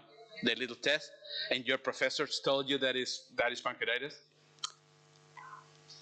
But it's not. Okay. So, come on. Oops. Few things. The survival in dogs during the 80s to 90s was around 60%. So, you're gonna put it there, 40% of these patients die. We didn't have a complete understanding, we didn't know what to do, etc. On the 2000 to 20, the survival is around 90%. So we know how to treat this much better now. Okay? Are you happy? You don't look happy. More Duck University. Why do you keep doing that? During the beginning of 2000, a group of doctors in a specific university in a state start pushing that pancreatitis should be a surgical managed disease. And they put some cases on board where they say, if you catch the beginning of the pancreatitis, you go inside, you cut the piece of pancreas who is inflamed, you prevent the rest of the pancreas get upset, and you get over. And all of us who are not surgeons, really? Surgeons are like that, okay? They're very aggressive. I'm sorry, no, not all of them, especially the ophthalmology surgeons, they are really serious. But the other guys, if you ever want to hide $100 bills from a surgeon, put it inside a book of medicine. They never open medicine books. So they said, when they said this, a lot of people start saying like, I'm not really, I really don't want to go. It's not like when you open the abdomen and with pancreatitis, there is a dotted line who say, cut here. The whole thing looks kind of weird. It's inflamed, it's reddish, it's bloody. So it's not like it's really sure, okay, I'm gonna cut this piece because this seems to be the piece of pancreas which produces the problem. So this investigation was published in 2009, and essentially we say like, no really. I mean, the amount of complications and the amount of dogs who you go inside, cut the piece of pancreas, go outside, give a treatment, and still have pancreatitis was overwhelming. So the surgery do not resolve that. I'm telling you because still some people believe this, okay? So how I diagnose pancreatitis, this is my hospital, this is one of my patients. It's not easy.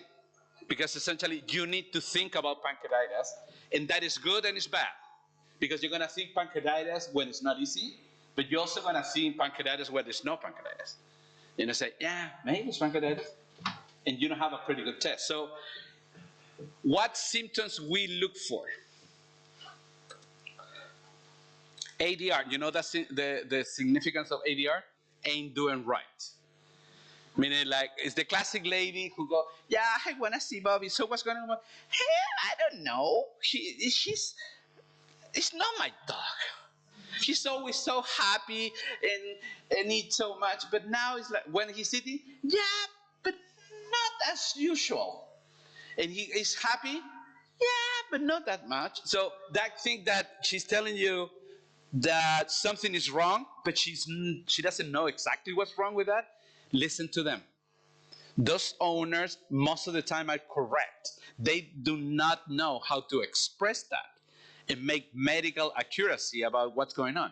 But if they say something is wrong with their pet, and it's somebody who have that pet for 10 years, and it's an old lady who do not have a life except the dog, and they tell you, yeah, he pooped 2 times at 8:30, at 10:45 she peed. The pee was like this, and yellow, he didn't have any more.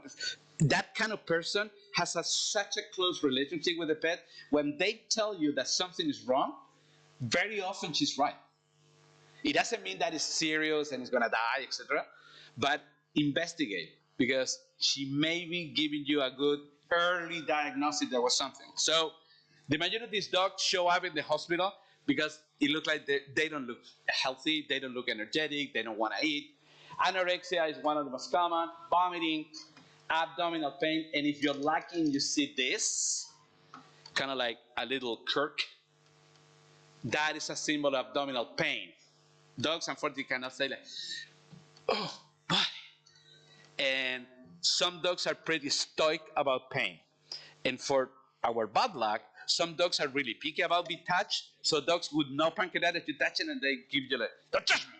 Especially those MF Chihuahuas, who are a mixture between a shark and something like that. If you see that, it's not this dog is Muslim now and he's adoring Allah. No, this is pain. Okay? This is a way to deviate the pain from the current part. If you see that, put in your hand that he may have a severe pain. It doesn't mean pancreatitis. It could be a tumor on the spleen, it could be hemoperitoneum, it could be a perforation, a foreign body, etc., etc., etc. But this dog is in pretty good level of pain in the abdomen. Okay? If you're gonna see it,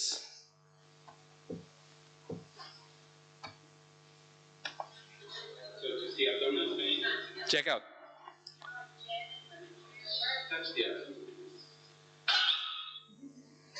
In dog language is, don't do that, motherfucker.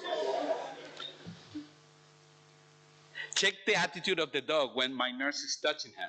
Kind of like looking at him, what are you doing? What? Check it out. Ah.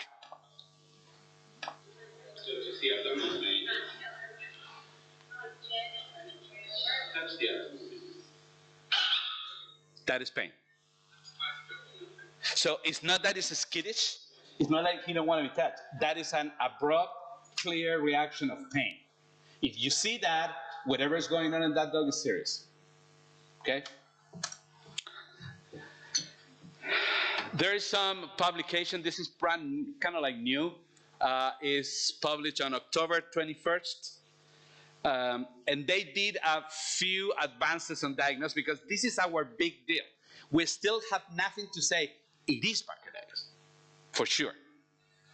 So this guy had been advancing and they are looking for on those weird chemical things to find out if they can develop a test that you can do in the hospital. Okay, and it's pretty cool. David Tweed is the guy from Colorado, probably the people who knows more about pancreatitis and gastrointestinal disease. So, what tests we can do in these patients? The most common spread out, etc., is serology of the pancreas, where you look for CPL, who stand for canine pancreatic lipase. There are all kinds of tests. This one, who is the SNAP, this one, who is the SPEC, and requires a little bit of different enzymatic approach. And there's all kind of difference who try to measure that. Some of them give you numbers. It's 90 micrograms per deciliter, etc.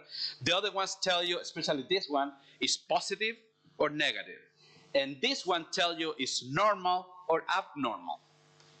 For years in humans, they measure lipase and amylase, the one from your intestine. And they realized later that no, a person with a severe enteritis or an intestinal cancer is going to have the same values that you think to be pancreatitis. So it's not valid. What they did in humans for many years was measure amylase in the urine. And that seems to be like a little more sensitive, amylasuria. For us, we keep doing this. The main question that we ask in practice, so if I use this shit, it's going to be as good as this one. They did a bunch of tests, and they're pretty good. They correlate. So if this guy say positive, very likely it's positive. The point is, what is the sensitivity? Remember sensitivity and specificity? Sensitivity means if the dog have pancreatitis, how are the options to catch it? 70%. Specificity, meaning like, if it's not pancreatitis, what is the option that this thing tells me that it's positive? So it's wrong. That is around 30%. So why I'm telling you this? Because it's really important you tell the clients that there's no a perfect test. Even if it's positive, there is a little possibility that the dog do not have pancreatitis. Okay? This is a really cool public study. Essentially, they say, okay, the second most common way to diagnose is ultrasound. And they investigate, and the ultrasonographers didn't know if the dog was diagnosed as positive or negative. What they found is there is a high predisposition to the ultrasonographer to say, yes, he's pancreatitis, if you put in the referral, suspicious of pancreatitis.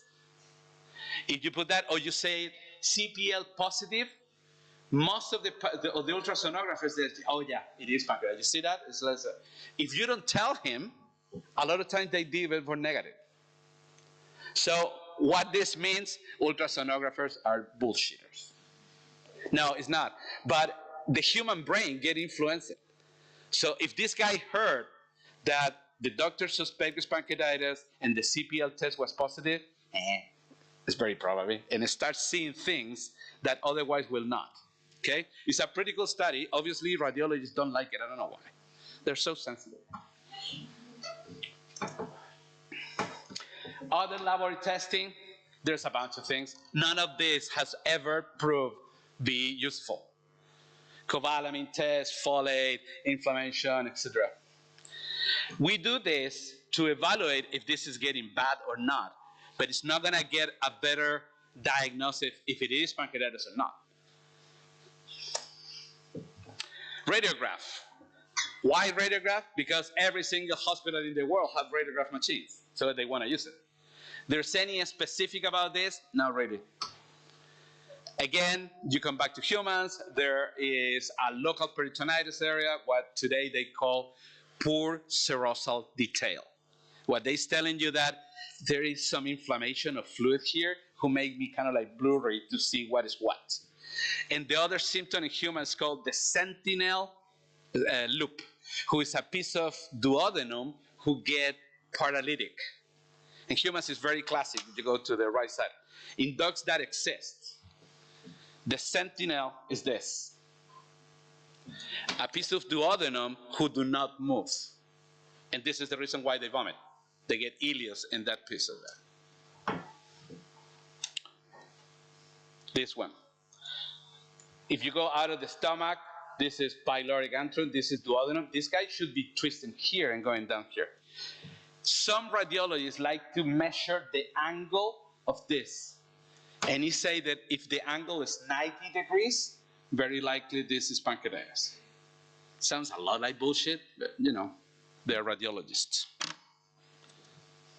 Ultrasound. Everybody loves ultrasound now. Why? Because everybody have ultrasounds. And everybody want to look the pancreas. How often the doctors who teach you show them this is the pancreas? Most of the time it's bullshit.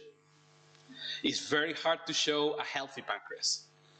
You need a freaking cool equipment, and you really need to know what you're doing. When they're pancreatitis, it's a way much easier thing to see. This is a severe pancreatitis.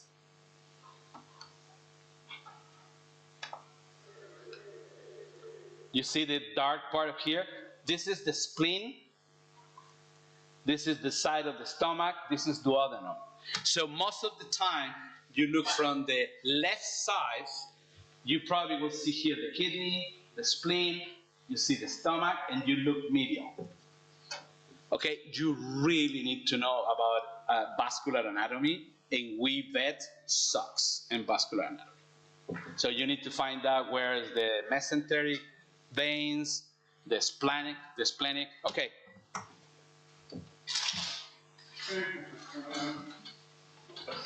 I'm gonna take this home. So, okay, 3 chocolates. What 2 veins form the portal? Because the portal goes inside the liver. 2 veins form the portal at the entrance. Okay, give me one. Give me something. Give me. Good. Nothing? Come on, guys. You did anatomy known more than 3 years ago? Nothing? Who's that? Raise your hand. Good. I want to see you do this. I trust you. Okay?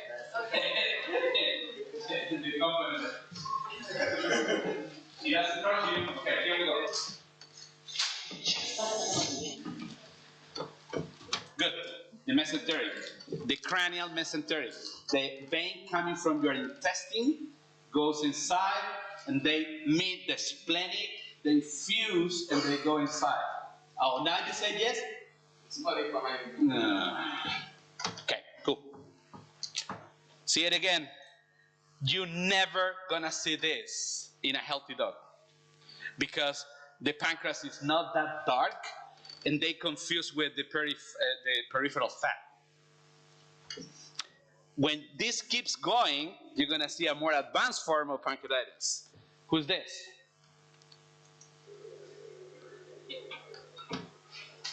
And then you say, this is pancreatitis with peritonitis. Okay? This means, oh, the pancreas is taking this really serious. It's dissolving fat. And this is producing a lot of reaction around it. This is the pancreas, very regular. This is a loop of intestine.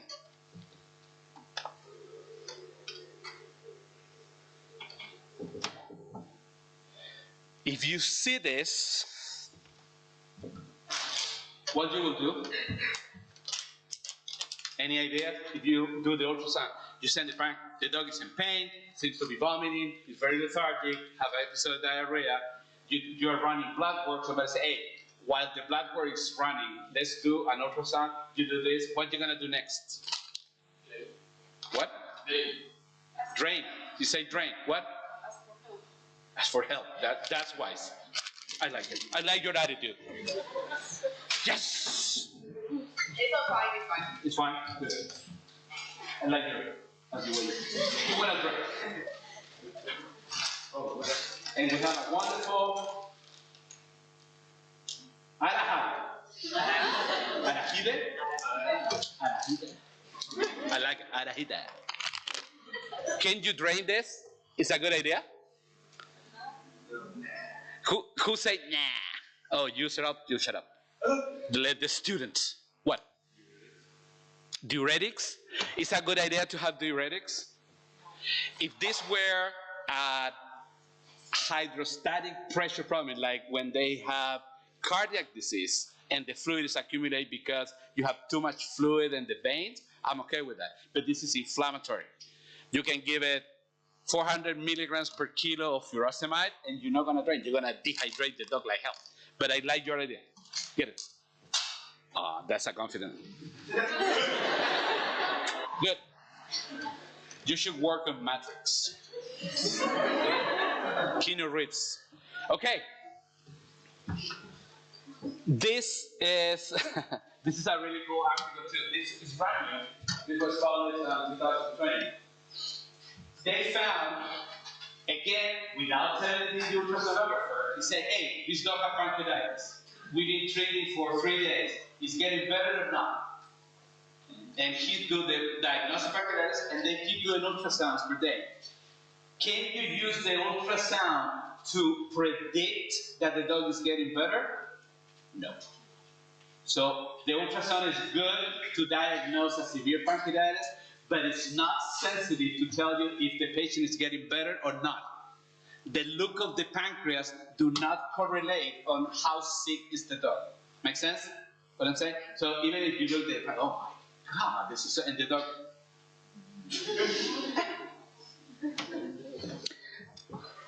You guys have one of this. Pretty cool. There's a lot of publication on this, but a study like this in the States is $3,000. So a lot of people say, I don't have that money. And then they always say, like, Bobby's my puppy, and I want to do everything. It's $3,000. But I think he's suffering. Let's put it down. I don't want him to be in pain. The magic of money.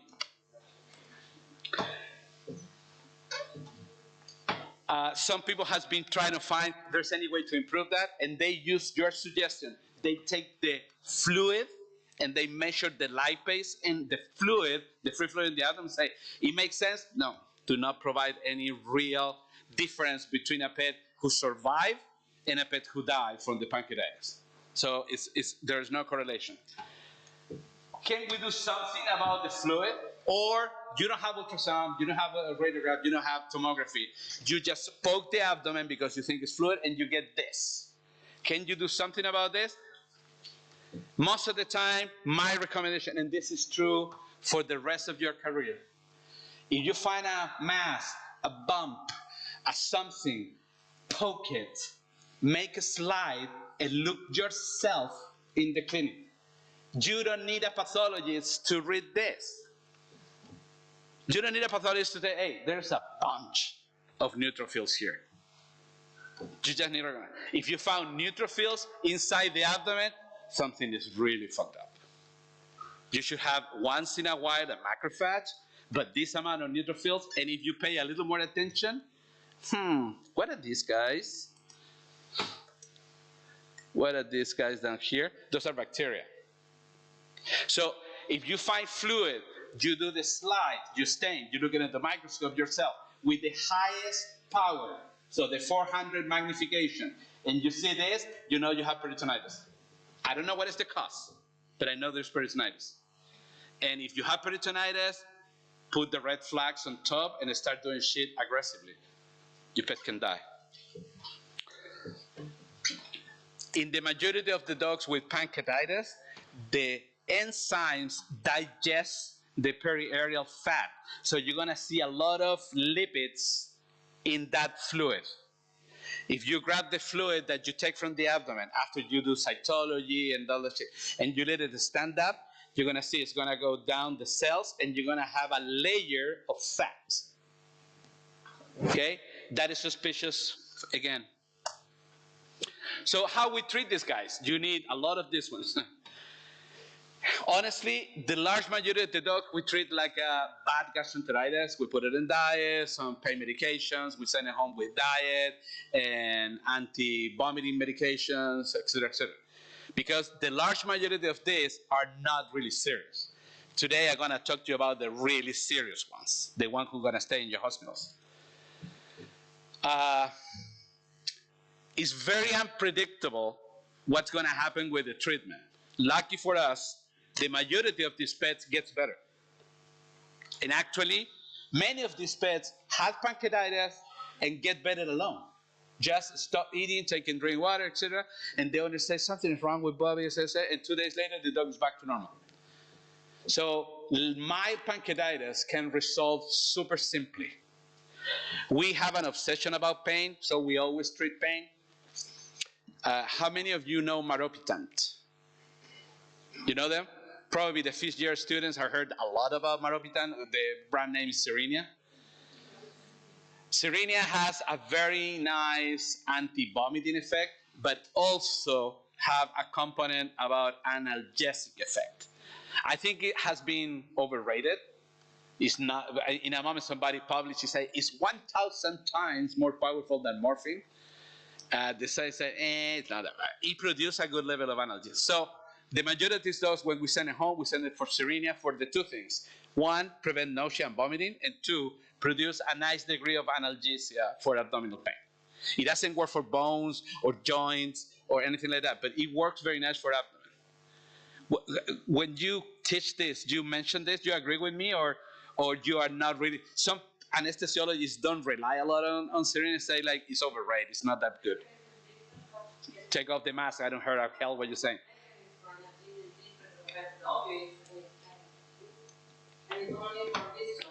Okay. So the other thing is they've been using Serenia now like pre-surgery medication for one reason. Dogs who receive Serenia before the surgery, they eat earlier after the surgery.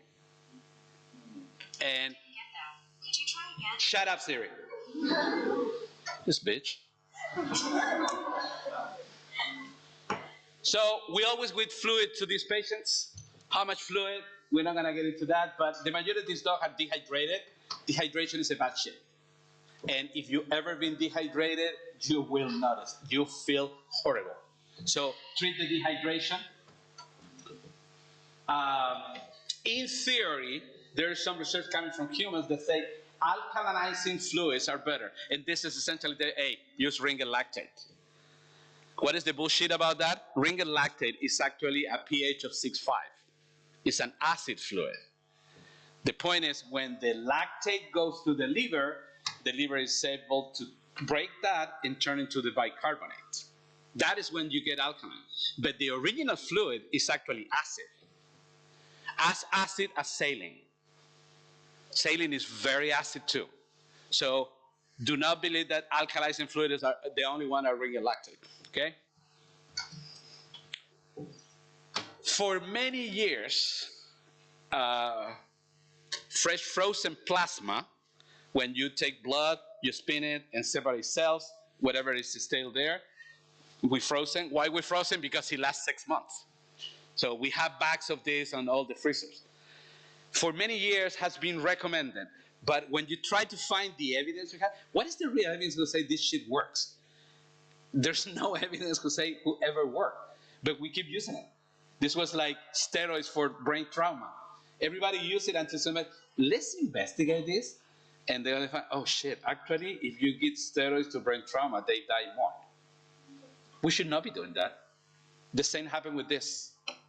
It's historical that in theory, the fact that you add certain level of globulin, certain level of coagulation factors, make the dog feel better. People say, hey, but also have albumin. That's a shit, small little albumin. It works. There's one study in 2009 that showed no benefits. When they really compared blindly, okay, we're gonna treat this 10 dog with pancreatitis, 5 with, 5 without, but we're not gonna tell anybody who is who. And they investigate if it gets better. The guy who received the plasma survived more, went home early, he had less similar symptoms. The answer was no, no, no. And show me the money is an American expression to say, okay, you say this works, prove it. You think you have a nice motorbike, prove it. No, not you, buddy, I know you. You say the Barcelona is better. In humans, all the studies what they're trying to use, blind studies. So studies that the doctors don't know who is who, has proved no benefits. But in veterinary medicine, we keep trying to say like, maybe it works. And actually, this is the last study on this. is even worse. Mortality rate for those dogs receiving plasma was higher than dogs that do not receive plasma. So again, shit, maybe it's not a good idea. So try to go into this direction, guys. If veterinary medicine has done something in the last 10 years, it's proving that a lot of things we've been doing were wrong. So antibiotics, so something to stop the vomiting, yes. We want this guy to feel better for 2 reasons. Vomiting produces dehydration and a bad quality of life, but also produce high risk of aspiration. If you don't stop the vomiting and the dog keep vomiting, eventually he's gonna breathe in when he's vomiting and some part of the vomiting going to the lungs, and our Lord receive in heaven. So what we use, if you don't have money, metoclopramide is not a really good alternative, but if you don't have anything else, go for it. If you have more money, you're gonna go with the serotonergic antagonists like ondansetron and dolasetron. These are freaking expensive in humans and in the US. These medications were created to treat people with chemotherapy. And the nausea with the chemotherapy, that was the beginning of ondansetron. Now we know that produce a pretty nice, antiemetic. But again, maropitant come out like the big princess, la la la la la. And everybody use it. I could say 1 mg per kilo every 8-12 hours seems to work very nice, and we trust it. The other shit who's really good about Serenia is you can give it whatever you want. IM, intravenous, subcutaneous, oral, it works in any way. We sometimes throw the pill and the dog grab it, and it's fine. So, prokinetic therapy means, if you remember I told you that loop of duodenum stay not movement, and that is the reason why the dog vomit. So we want that intestines to move. That is a prokinetic therapy, meaning that I want the intestine to keep moving back, so do not bounce backward and the dog vomit. There's not a lot of prokinetic drugs. Metoclopramide is one of them. It's not really good. The really one who seems to be more active is cisapride. If we're lucky, you have cisapride. We are not lucky. We don't have any states. We have to compound it. So we have to ask these pharmacists who produce medication for you to produce cisapride. And I always had the impression, I think this guy just put a little piece of sugar in this. It's not cisapride because it's very expensive. Another big question, should I treat with antibiotics? Should I? Veterinary medicine is one of the largest consumptions of antibiotics in the world. We did a study once, and 93% of the patients coming out of a veterinary hospital come back with antibiotics or antibiotics prescription. And we just try to investigate that and just, hey, this dog came here because he was limping. He had hip dysplasia. What the heck you do with the Clavamox? What do you think is the most common answer? Raise your hand, please. What is the most common answer to give antibiotics? No, you don't. You already eat too much chocolate, you're fat. Who else? Raise your hand. No, you know. You can work in the matrix. Yeah. I love it. That was so natural. Anybody? Why we give antibiotics to patients that questionable gonna have benefit from antibiotics? Doctor? Effects. Love it. Sorry.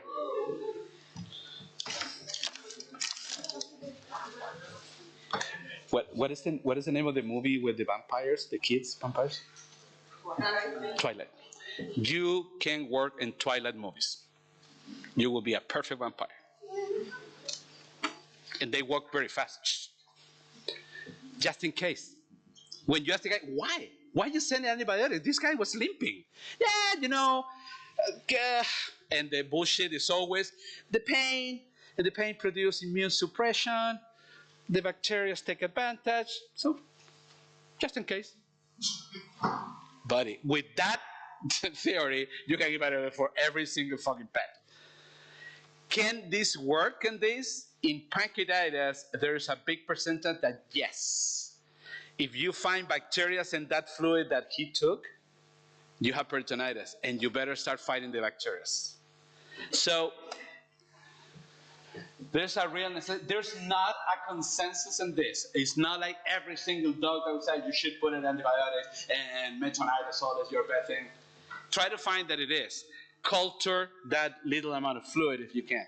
Some people recommend lavage the abdomen. So put fluid inside the abdomen, wash it, suck it up, and send that fluid to a culture. Say, hey, there is bacteria here, yes or no? The percentage of pancreatitis who are related to infection, so bacteria will go up from the intestine, they have to go to the gallbladder, they have to go to the pancreas, and develop pancreatitis is less than 5%. You humans can develop that more often because you are disgusting full of bacteria, but no dogs. You too. So antibiotics, which one? There's no effective. Clindamycin seems to be the best option. We normally use clindamycin 5 to 7 milligrams per kilogram every 12 hours. If you have the liquid, we give it IV. Cefazolin, who is the most common IV medication, do not have a lot of richness on the pancreatitis, but a lot of people use it anyway. Metronidazole is bacteriostatic, it's immune modulator. I mean, if you have anything else, go with it. We normally keep it around the 5 milligrams per kilo IV, okay? Stomach care, what it means that we want this dog who is vomiting, etc., likely develop gastritis, can develop ulcers. Yeah, let's take care of that. Famotidine. Okay, no.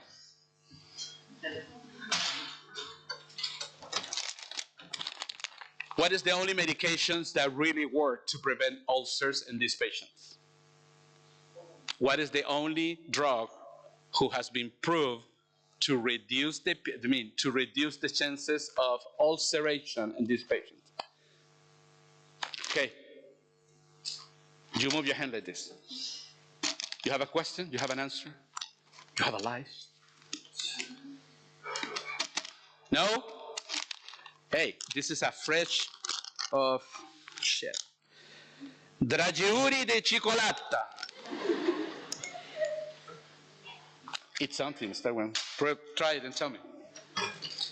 Try the dragiuri di cioccolato. Non è buono ma fa bene. Anybody? Who said famotidine? Who agreed with using famotidine? I say famotidine, but I was talking. You? Famotidine. You like it, famotidine? Yes or no? No. Get out. Who say ranitidine? Nobody? You? No. Anybody can say any drug to prevent these dogs to have ulcers. I like the way you think. You have that intellectual looking, perfect. The only drug who has proved to really work, she's the photographer, no? Yeah. And I'm not gonna mess, it's pretty big. Is omeprazole. From all the drugs that we use, cimetidine, sucralfate, ranitidine, etc., the only one who has been proved to prevent are related to omeprazole or pantoprazole. Pantoprazole, the advantage is you can give it injectable. Omeprazole is oral. Okay? And this is very clear in the ACVM consensual statement about how to protect the stomach. This come out because in humans, they did a study, especially in the United States. They found people who has been taking ranitidine for years. People take ranitidine to protect the stomach, say, because I have this gastric reflux, a good percentage of these guys develop stomach cancer. And we say, like, whoa, is that the same? It's the same happening in dogs.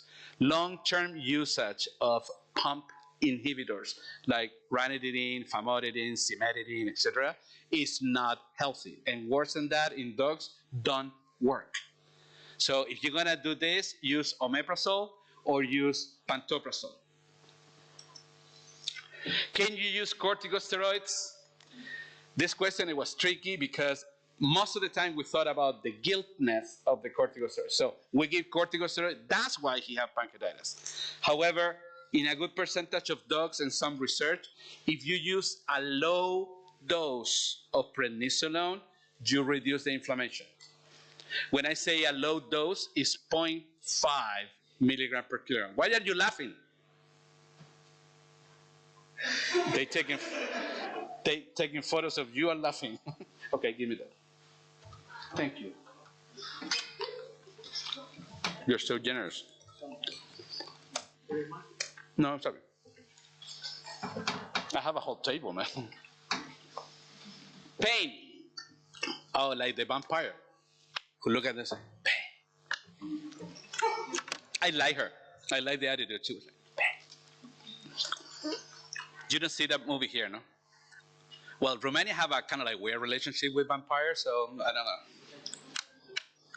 If you were smart guys, you will build a freaking Orlando theme park there, and you're gonna have every fucking American here going around, I don't know, skyrockets or whatever thing about Dracula. Everybody's, oh my God. You will make a lot of money. So we treat this dog with pain because we know it's a component, has to do with quality of life. The point is, what combination of pain medications? In general, we use opioids for this. We don't use NSAIDs, like meloxicam, ibuprofen, ketoprofen, etc., etc. We try to use opioids. What we know, the lightest, weakest opioid like this, tramadol for this, sucks. When we go a little bit more on that, we go into partially agonists like buprenorphine, or pure agonists like fentanyl and hydromorphone. We try to stay away from hydromorphone and that's it because make the dogs vomiting. So we stick more into the middle one, even if it's not perfect, like buprenorphine. And we keep it in that very often. We try to do 0.01, 0.03 mg per kilo. We give it IV, and it works quite nice. Some of my doctors love to put lidocaine in the abdomen in an infusion. So they get 5 mL of lidocaine, they dilute the lidocaine with 10 mL of saline, and they poke it inside the abdomen, they shake the dog. There are evidence behind that. It produces certain degree of analgesia.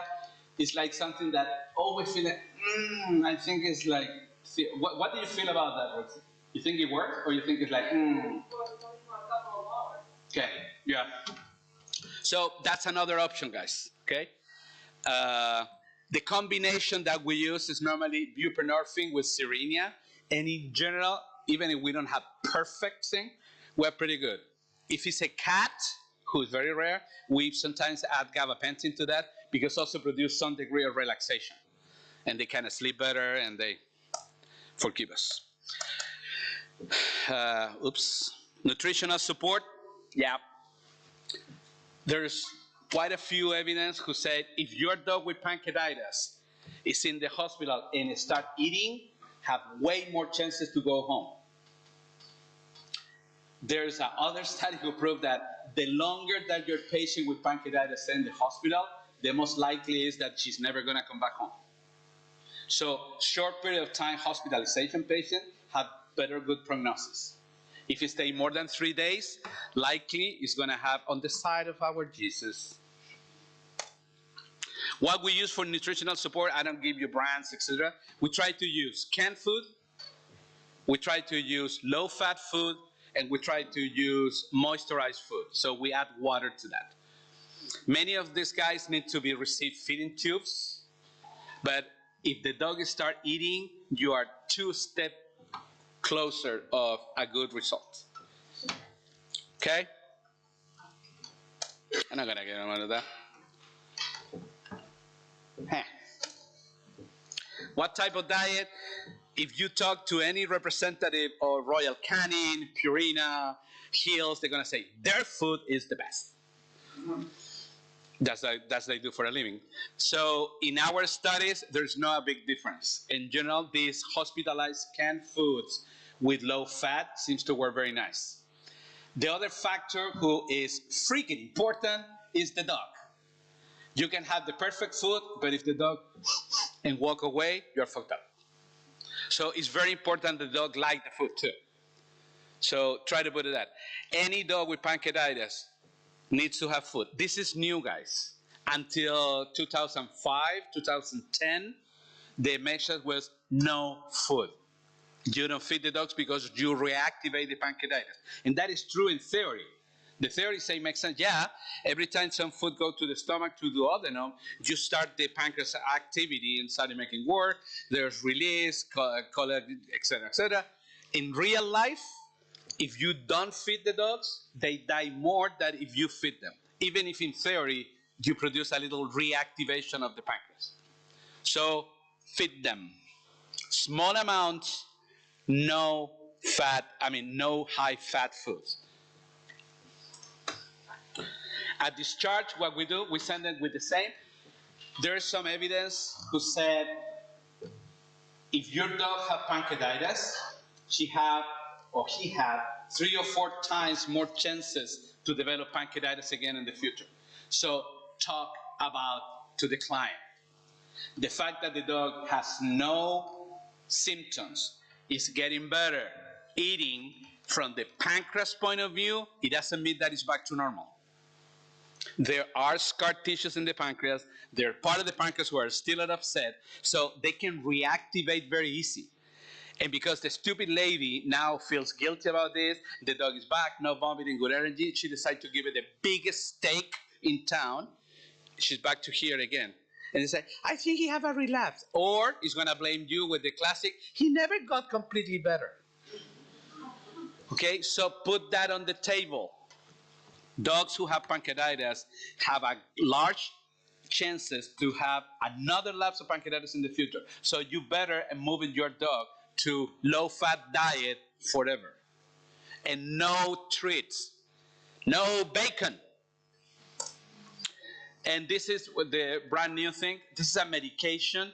It's the only medication who has been developed to treat specifically pancreatitis because link an inflammatory cell, an inflammatory mechanism in the pancreas. It's developed in Japan. It's called Brenda Z. It's not still released in the American market, but we're all waiting for this to hit. We don't know exactly if it works or no, but think about it. This is the first medication to treat specific pancreatitis in dogs and cats. Okay, people, thank you so much.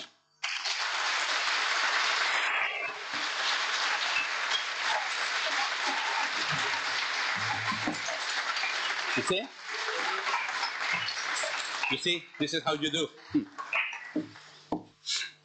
Questions, comments, insults? No? All good? A real pleasure on behalf of Sergi and myself. We really love having here the opportunity to work with a young generation of doctors, give this lecture to you guys. If we can inspire anything in your spirit about be proud to be a veterinary doctor, start looking for the light at the end of the tunnel, even if everything looks pretty dark, we're happy to be here. I promise you can make even if these little bitchy things start being, no, you don't get enough money. Yeah. Read between the lines. Even if it does, you can make a lot of money in this business. Yeah, you're never going to do like Elon Musk or the Amazon guy, but you can live pretty good in this. Just close your eye, put your head down, and keep pushing. It's not easy, it's not fast, but you will get there. And this profession is very rewarding. At the end of the day, you can be happy about what you do because you save lives. Even if you deal with stupid people, always think, behind that idiot, there's this poor puppy who have no guilt of anything. Not the cat, not the dog has any responsibility on this beep, beep, beep, beep, young old lady. So be proud to be in this profession because it's going to be good for you. You just need to fight. And when I say fight, I really mean fight. There's a lot of people around you who's going to tell you what you need to do. When you look at them, why you didn't do it? If you're telling me that I should be doing that, you never did that. Check yourself. So look for good trees to approach. If you're gonna go to any other country to practice, it's not easy. Now big countries, we suffer the rejections from moving to a big country like States, but we win. And we work better than a lot of Americans. And we make more money than a lot of Americans. Actually, we're on the 5% of income in the United States. Yeah! And we have bikes. No, he have a bike. So, he have a brain trauma, so let it go. That's probably the only good message behind, guys. It's not gonna be easy, but you're gonna see the triumph at the end of this. And it's there waiting for you. You are a lucky generation.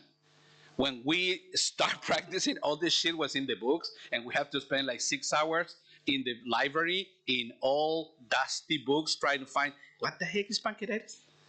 Today, you live in a generation that is click, click, click, click. Ah, that is pancreatitis. Yeah, let's do the TikTok, un TikTok about pancreatitis. So go with it and enjoy it. Okay, thank you, guys.